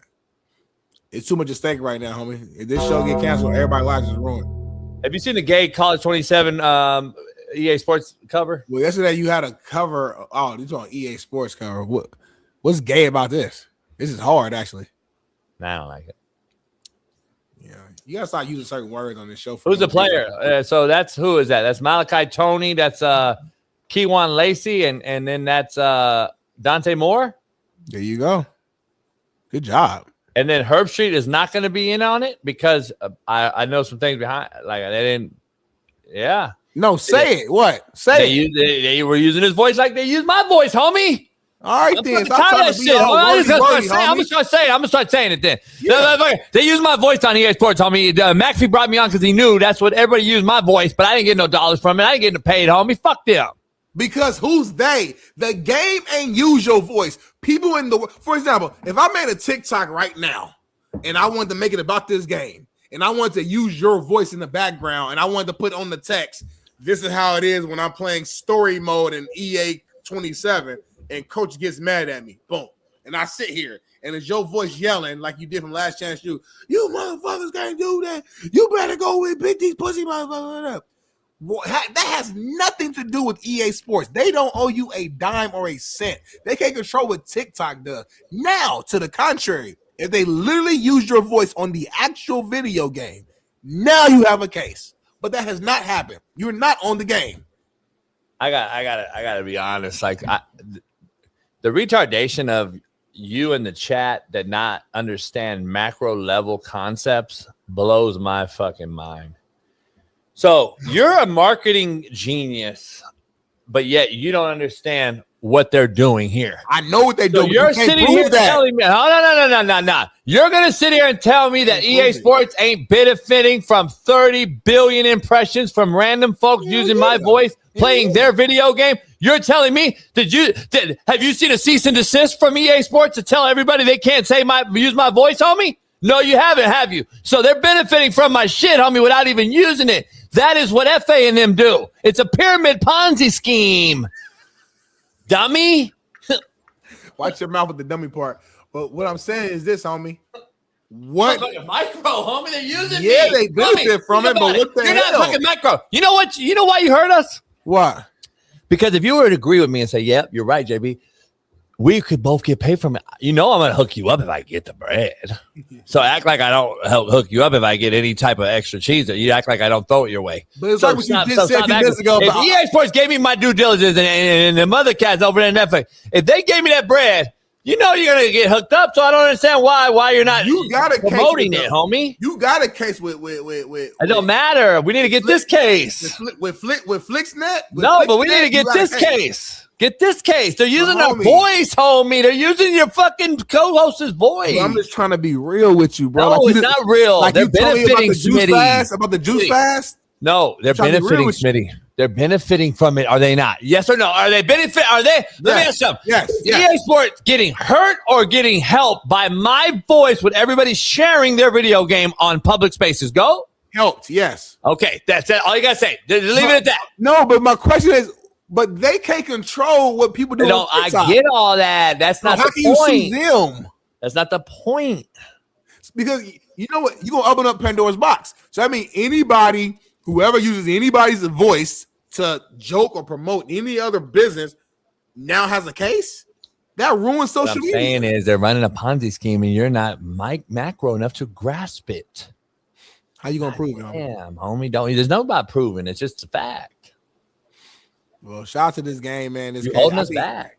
I've told you a long time ago, you should get the video game and like that should be a part of like your kick stream, and just having you play the game and be mad and cuss and stuff like that would be hilarious. There's a lot you could do to be filthy rich. Let me ask you something. What does NIL mean? Name, image, and likeness. So for example, if you were on this cover, they owe you. If they use your voice in story mode, they owe you. No shit. I'm talking about what are they doing? Are they not using my name, image, and likeness? Yes or no? They're not. No. I'm talking about public people, like you mentioned. Are they not using my name, image, and likeness? Yes. And is EA Sports not benefiting from that usage? Sure. Okay, then. So it's still name, image, and likeness. Homie, it's still name, image, and likeness. At the end of the day, Johnny Manziel sold 1 million jerseys, homie, at A&M prior to NIL. Guess what happened? NC State, from Valvano's 1980 fucking tip-in national championship, the whole starting five just sued for name, image, and likeness because ESPN and everybody uses that clip for all these years. They're going back and getting the money. Dummy. Fuck, man, you got to get on the same page so we can grow. Anyway, man, let's keep moving on. Pete Golden said the biggest issue with Lane Kiffin, blah, blah. Pete Golden said his big issue with Lane Kiffin was how the process impacted people at Ole Miss. Hold on real quick before we move forward. We were talking about Chinese food, homie, and you said the girl you with gonna eat some what? Huh? What you said earlier? Wait, homie, cut out what? We were talking about Chinese food earlier, and you said you're gonna bring a shorty with you, and you said she gonna order cream of some you. No, she's gonna drink the cream of some young guy, which is me later on. But that's all I said, homie. All right, I want to get that clear. Pete Golden says, "Oh, you didn't know that, me? You never ordered cream of some young guy."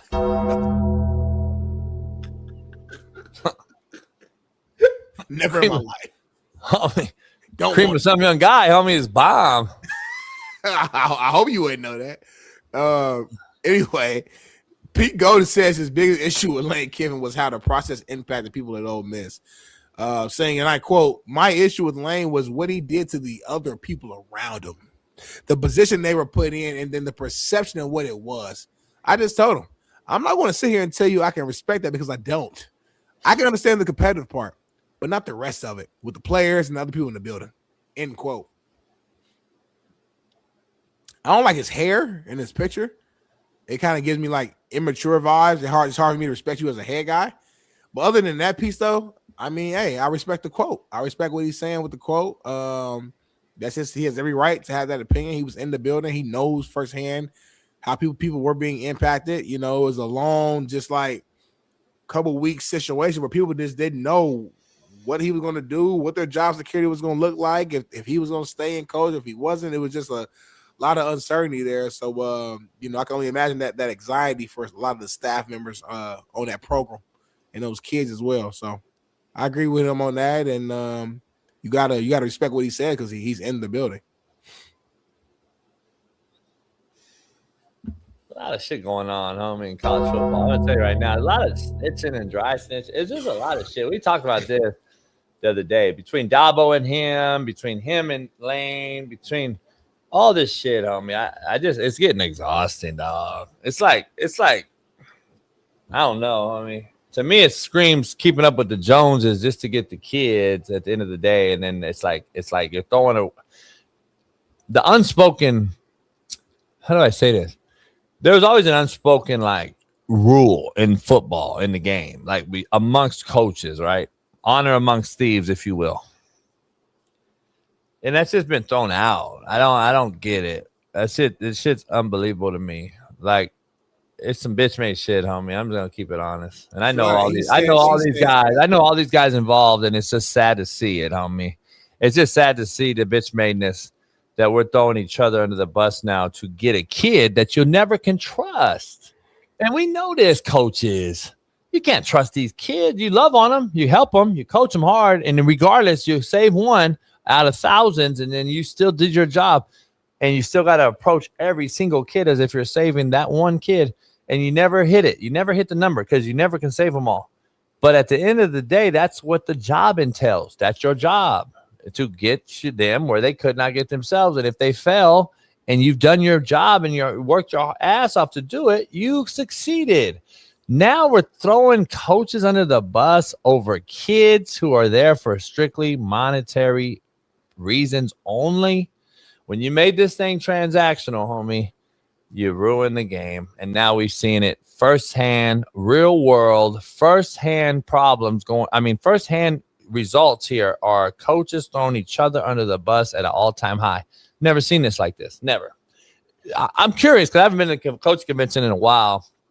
There's some coaches in the chat, and I got buddies obviously go every year, and I'm asked to go every year, and I'm like, nah, I don't have no reason to go anymore. It used to be just like more of a kick it spot, Smitty. When you're young as a coach, you go to learn football, but then you realize that the football you're learning is shitty because the real coaches aren't giving you away real information. They're just up there doing fugazi shit. So once you become real, then you get with those real same coaches in their hotel room later, drinking brew, really talking the real shit, right? You get those private situations. That's why you go to convention. Then you go to market. You go to, socialize. You go to kick it with all these coaches. There's 10,000 of us in the same room. We all have the same belief. Fuck those kids. That's the conversation, right? Fuck them motherfuckers. Now, I'm curious how you see each other at coaching conventions and professional environments and look at each other in the eye after all year you've been talking shit about each other, Smitty. That's the problem. I want to know how you do that. Because to me, that's the fucking part. I just can't do it. There's no way that I can go see you now. Like, so what? The coaching convention's coming up. Golding's going to speak. Lane's going to speak. And they see each other like, and this. It's Greeks on site. They gonna see each other. They gonna have a grown man conversation. See, that's the problem. That's the thing now. But they don't do that. That's the problem. I know you're not scared of no little confrontation one-on-one. No, I'm not. It's not about that. They don't even see each other no more. They don't do that shit no more. You beat a coach up. Nah, but I'm saying that's not them. That's not me. They definitely not me. Stop. You choked the coach out. But yeah, that drug them across cafeteria. But that's not me. I'm not them. And then you try to fight them again on the field. But I'm a real one. These motherfuckers not. Can we get them on the show or no? So I got a text right now live from our main man. Shout out to Coach. I'm not gonna say. I can't say that. He said, "Coach, it ain't the same. Guys stabbing guys, trying to gain position on the other guy." That's the text I just got from a coach, from a D1 coach. Which is why I told you, JB. What I'm learning is, bro, me and you have spent our lives just giving to others and putting others first, taking our shirts off our back. Huh? This is our time to worry about us, to care about us, homie. No more taking your shirt off your back and giving it to somebody else. No more me looking out for this person. It's about JB and Smitty right now. And obviously our team, which includes Bailey, Paris, whoever. But I'm saying, like, it's about us right now, homie. Get this money. What? I'm part of the culture now, huh? I don't know. What culture? Huh? You got to be careful. And you know this more than me.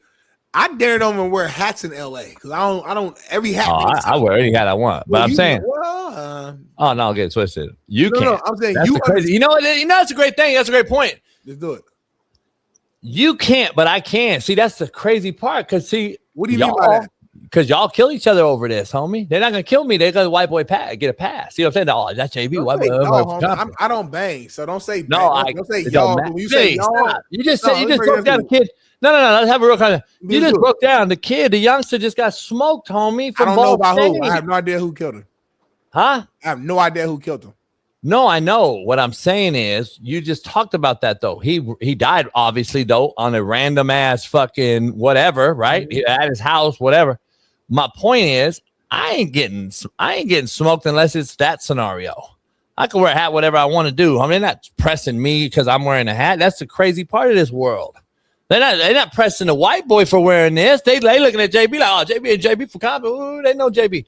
I can wear whatever hat, homie. They know the real. Well, a lot of times the white boy, for the most part, aren't in the areas in which that would even be an issue. Most of the time. Yeah, but I know.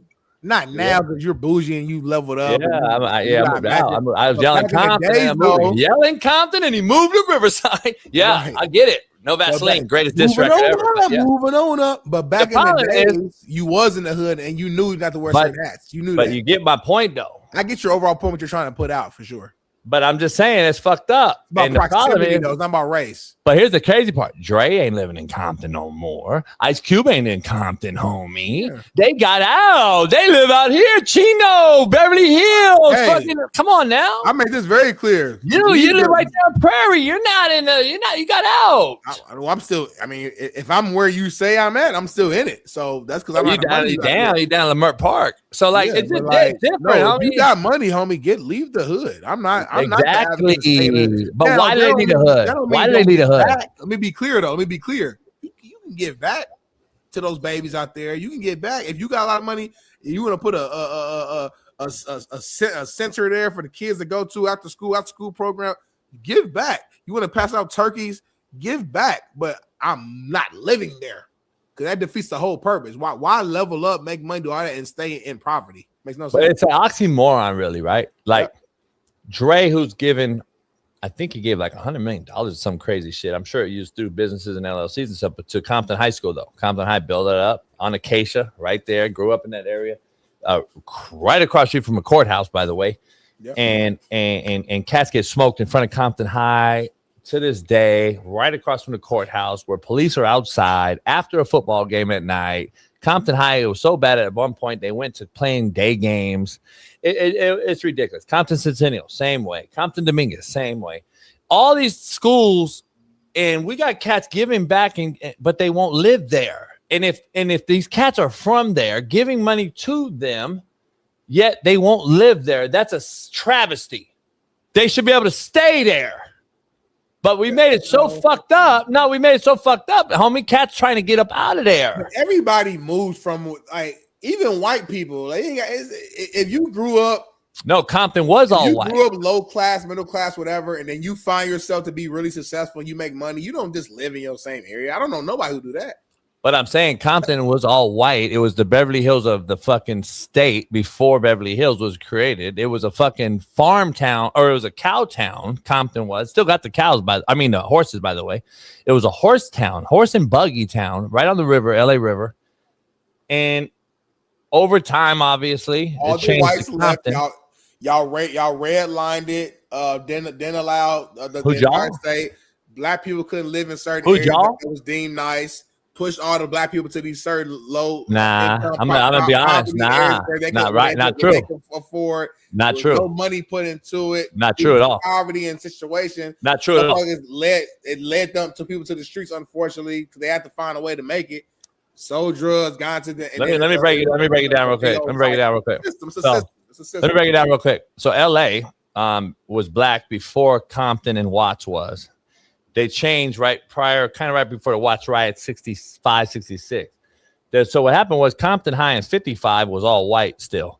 They had the first brother, graduated my pops in 55 from Compton High. They played Compton Centennial for the CIF championship. Centennial had turned. They was all black. All brothers versus all white boys in 1955 for the first time. So you're talking west side of Compton to the east side of Compton. One side was still white, one side was still black. So there was no issue. Those black families in the west side of Compton at that time left their doors unlocked, did not have iron gate front doors or windows barred up, and all got along, homie. That's fact-based. Nobody pushed nobody out. We welcomed cats in. I told you my grandpa burned a cross. They burned a cross on my grandpa's lawn because he brought in the homie, a mechanic, first time in Compton back. This was in like the 40s, I want to say. So crazy to think. My dad was like 8 or 9 in the not 40s. that long ago. Huh? It's not that long ago. No, what I'm saying is, though, there was no issue. Whites, black got along in Compton. LA had already turned black. LA was already black, and LA kept their doors open, homie. You said there was no issue, but they burned the cross in your granddad's lawn for bringing a black person. No. I'm talking about no. Listen, I might have mistaken. I didn't mistake it, but I gave you a hard to follow time frame. So let's say 40s, they burned the cross. Gotcha. 55, they played each other. Centennial had turned black. West side of Compton. They played each other. Everyone got along after the 40 cross thing. Mm-hmm. Everyone was starting to move around, right? Everyone starting to move in and shit. There was an issue. Black folks already had moved into LA, like South Central, LA to LA area. Then the Watts riot 65 came along, Compton, Watts riots and all that. And that's when you started to see a real divide happening again. So we had a time frame from the 40s when it was still racially motivated issues to the 50s where cats started to come along, keep doors open. Cats were living cool. Compton was nice, thriving town. Then the 60s came to watch riots happen. And then Compton became predominantly black. Now it's predominantly Hispanic. Compton's predominantly now all Hispanic, to be honest. Compton black folks bounced up out, went to Lancaster, Palmdale, Victorville, fucking Moreno Valley, all over the place.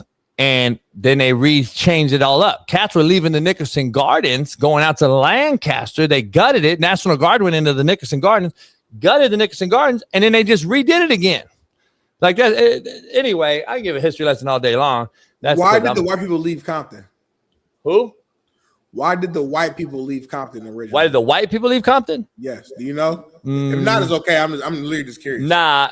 What happened was, I think like I said, after the Watts riots, this one cat in here talks a lot of shit. after the Watts riots had happened, Compton, like I said, became more predominantly black. And then I think at the time, the white folks at the time were old first generation. My grandpa bought his house in Compton 1921 for like $5,000. Damn. The house is still there. It's only like $220,000 now. But anyway, when they bought it in the 20s, it was $5,000. That first generation of white folk, my grandpa had my dad, right? My dad was born in 37. My dad grew up in that house. I was born in 76. Later on, taking over that house, and it was already predominantly black. Right. So, like, I think the generation of white folks trickled out, died out, and left. Cats left town. More brothers moved in. And now you could ask the same question, why are the brothers not in Compton anymore? See how it changed? It went from white, black, and now it's Hispanic. So there's not really a lot of black population in Compton no more. Just keep it real. Anyone in this chat knows it. Eddie will tell you, Watts and Compton basically have become a lot more Hispanic based than black. I hear you. What's up, Ash? I hear you. Well, you heard me, but you didn't listen. Huh? You heard, but you didn't listen. I heard it. Because you could actually tell the story. You could actually tell the story to some other people. I'll try to keep that thing pushing and rolling, man. But Brown GM Andrew Berry, man, very interesting right here, JB. Before we go, was talking about kind of what the communication was like with Myles Garrett leading up to the trade, and here's what he had to say. A good communicator throughout the spring. We obviously talked through the coaching search, free agency, before the draft. He was good in terms of sharing his travel plans in the offseason, things like that. So that was all very, very normal as he's been accustomed to later in his career. We did not blindside Myles with the news yesterday. Obviously, he's a well-tenured member of the organization, someone that we expect to retire Brown. So he was made aware about a week ago that it was a possibility, and that's a courtesy that that obviously we owe him. So the communication was good with him. There it is. They kept it real. They've known for a long time. They've known since the draft. So anyway, players. Yeah, no way and he didn't. Exactly. So it's been a done deal. Like Myles bought a crib like 2 months ago here. So anyway, that this shit's been done. They kept it quiet though. I can't believe I'm so pissed at you, man. What? Yes, bro. We do a lot of stuff that don't help our show, bro. I don't get it. We just shoot ourselves in the foot every time. Man. Yeah, it's so much news over the years that you've had just right in your back pocket and you just held on to. You got this made up loyalty. It's like, damn, bro. I don't get it. That's the problem, man. People be stuck in the hood mindset. I'll never leave the hood. I'm always give money to my people. Man, fuck that. Take care of yourself, homie. I'm saying. That's why I still got this. Nobody give a fuck about you, homie. I got this on here, homie. You got a lot of blue on to be what you claim to be. Yeah, but I could do it. Like I said, at my point, I could do it. Who are you, homie? Huh? Like, who are you? An anomaly. You talk like you El Chapo or something. Right, pop my hip. You when you do that? Pop that hip. Yeah. Pop though. I hate it when it don't pop right there. Yeah, like you needed to pop to feel better. Right there at that cusp. Yeah. Why don't you squat down like the Asians do when they smoke? Oh, it pop. It pop. Right there. Pop. Yeah. I'm about to tell you to squat down, that deep squat. You know what I'm talking about? When you squat down real low, your feet go out. You know how Asians smoke cigarettes? They get real, in that squat position. SA too. SA do that. Nah, it's the Asians, homie. Like, y'all know they get down that squat position to smoke their cigarettes. It's crazy. Let me break down. Because a lot of people are saying, a lot of people in the chat have been saying, well, I still don't get the Ty Simpson. Let me break down. Why Ty Simpson went to 13. Basically, he's on a first-year quarterback rookie deal, $25 million cap, $6 million a season. If they would have went and got a player of, impact that didn't have to play this year, they would have paid much more. Understand this. You guys saw that in the other picks. There is a reason behind the madness for you guys that don't grasp the concept. Then they went and knew, Smitty. They knew they were going to lose those picks, correct? Mm-hmm. So they were not going to be able to get a QB next year, correct? Mm-hmm. So if something were to happen, they protected the QB knowing Jimmy G was going to step away. Now we have a quarterback for the future and a guy that could come in. That is why the pick is significant for all you guys that don't grasp the concept of why they took him at 13, because people are still thinking, oh, they still could have got another pick. They had to protect the future because they knew they were losing these picks for Myles Garrett. So protect the future. Boom. Just in case something goes down, Smitty, and they don't have a quarterback. But also, you're saving money, at least short term, because you know this guy's not going to play. Because you had to adopt his contract from Cleveland. Right. You know this guy's not going to play right away, me and Ty Simpson. So even when his like 4-year deal come or whatever, you ain't going to owe him no big money because he ain't fucking played.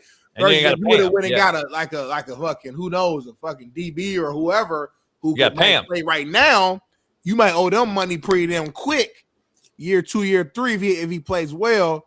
So it's like, we're going, all right, okay. I think I hear what you're saying. And you don't want to pay Jared Verse, as good as he is and as great as he's been. Again, kudos and credit to Snead and the organization for developing talent nobody else wanted. When they drafted Verse from Florida State, everyone was like, oh. And guess what? He earned a trade commodity to be involved in getting the best player in defense in football.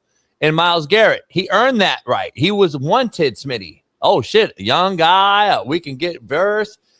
But the Rams, on the other hand, are like, I'm not going to pay this guy the highest amount of money in the NFL in 2 years or next year, right? And when I can get Myles Garrett, I can go get Myles Garrett. I'm not going to pay Jared Verse Myles Garrett money. So that's what they use them to trade with the pick, and boom. So it's a hell of a move, by the way. If you can't understand it, I'm exhausted explaining it. If you can't understand that, then that's a you problem out there in the chat. And I pray for you. How you think the white boys feeling about all this? Who? The Max Crosby? Jared versus teammate from Florida State, DN. What's his name? He's fine. It's a business now, right? You said? Here, let me ask you this though. Max Crosby should be hot, right? Because he's supposed to be a Raven. He should be hot because he was supposed to leave a shitty already go to somewhere he could win it right away. Then he sees the guy that he's right there with trailing, being one of the best pass rushers, and he's like, "Fuck, this guy got what I wanted." He left a shitty organization to go be on a winner right away.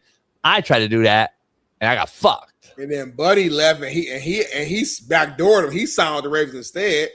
Led league in sacks a couple years. Like, so everybody getting better situations except Max Crosby, which sucks, man. It's a good dude right there. Sexy Dexy left. He went to Cincinnati. He knew what was happening in New York. He got the fuck out. So Dexter Lawrence might be the smartest kid of all of them. He saw it right on the wall. He saw the Abdul Carter drama. He saw the Dexter Jar drama. He saw fucking Scatterboo flipping around baseball. He saw fucking Neighbors blew out his knee, but he's gonna play in a celebrity baseball tournament. Yeah. He saw all the shit. He saw all that shit. Yeah. Homie, did you see that storyline about that judge that was caught fucking her the officer, like I forgot the exact title, the officer who stands next to the judge. Yeah, you just heard it in the hallway, they said. You just heard it. They said they just heard it screaming and moaning and just hollering and yelling, all the coworkers and stuff, and they just got fed up. There's no way that's like, how is that real? Like I get why it's real, but I'm saying, how does that it's kind of like some I blame porn culture. Too many of us have watched porn, right? And you get all these weird, crazy fantasies in your head, and then you take that and want to apply it to your real life. There's no way you you're a judge. You're smart. You're educated. You know what not to be doing. Why would you be at work fucking your coworker, but not just fucking just letting loose, just screaming and moaning, y'all breathing hard, like just going all out, like y'all not at work. Makes no sense. Have you ever fucked somebody at your job? Huh? No, have you ever had sexual intercourse or anything sexual with another person who worked for that same entity to some extent at your actual job, like in the office? Yes. It's a very interesting, man. It's hard. Like, you got to be smart, though. Like, you got to be smart. Because here's a crazy how did you get away with it? I'm curious now. How did you get away with it? Smart. You covered her mouth up? You got to be careful, though. How you be careful? I know when to do it, where to do it, like all that shit. But that's boring. Who to do it with? That defeats the purpose. If you do it like at 10 o'clock at night, ain't nobody there, it kind of defeats the purpose. Well, yeah, but I'm saying you're not doing it fucking right in the middle of fucking the quad. I mean, yeah, but you want to do it. Like, during come the time. on, homie. Like, in the courthouse, homie, there's court going on. Like, I was in court. Can I be honest, homie? I gotta be honest. Yes. For the first time, I'm in court on Friday. Yeah. Again, homie, there was a transgender attorney. I don't want to talk about this. Homie, guess what? I've never seen this in my life, homie. I forgot about it, homie. So you know my attorney, they were arguing, and my attorney said him. And you know the judge stopped my attorney, homie, and said her pronouns is she, her. Homie, my attorney looked over. I looked at, oh my God, homie, I almost lost my shit. I said, dog, you got to be shitting me, homie. Fucking liberal fucking judges, homie. The number one problem in America.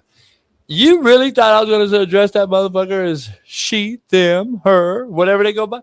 This motherfucker was a transgender, homie. He was zesty than a motherfucker, homie. He had a girl skirt on, homie. And it was a dude still with a mustache. And make it make sense. It makes perfect sense. Guess who he represented? Netflix, you fucks. Anyway, man, I probably should have said it, but I don't give a fuck. Let's move on, man. It's been a great show. See you tomorrow. Work boot Wednesday. Fuck, man. Oh, 903? Oh, this show's over. We're so fucked. Appreciate y'all, man, for tuning in, man. Become a subscriber, become a member today.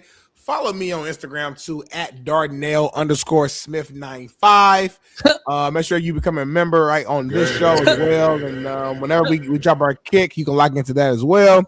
Appreciate all y'all, man, for just supporting, man. Even through all our BS and bull crap and all the stuff that we does try to like cancel our show and get us off the air. We appreciate y'all for continuing to support us, man. Just always being there and sending 10 toes, man. So without y'all, we wouldn't have 100K. And we wouldn't want it any other way. And we appreciate y'all. And Is that a cult? I'm gonna walk off screen to protect myself and my brand.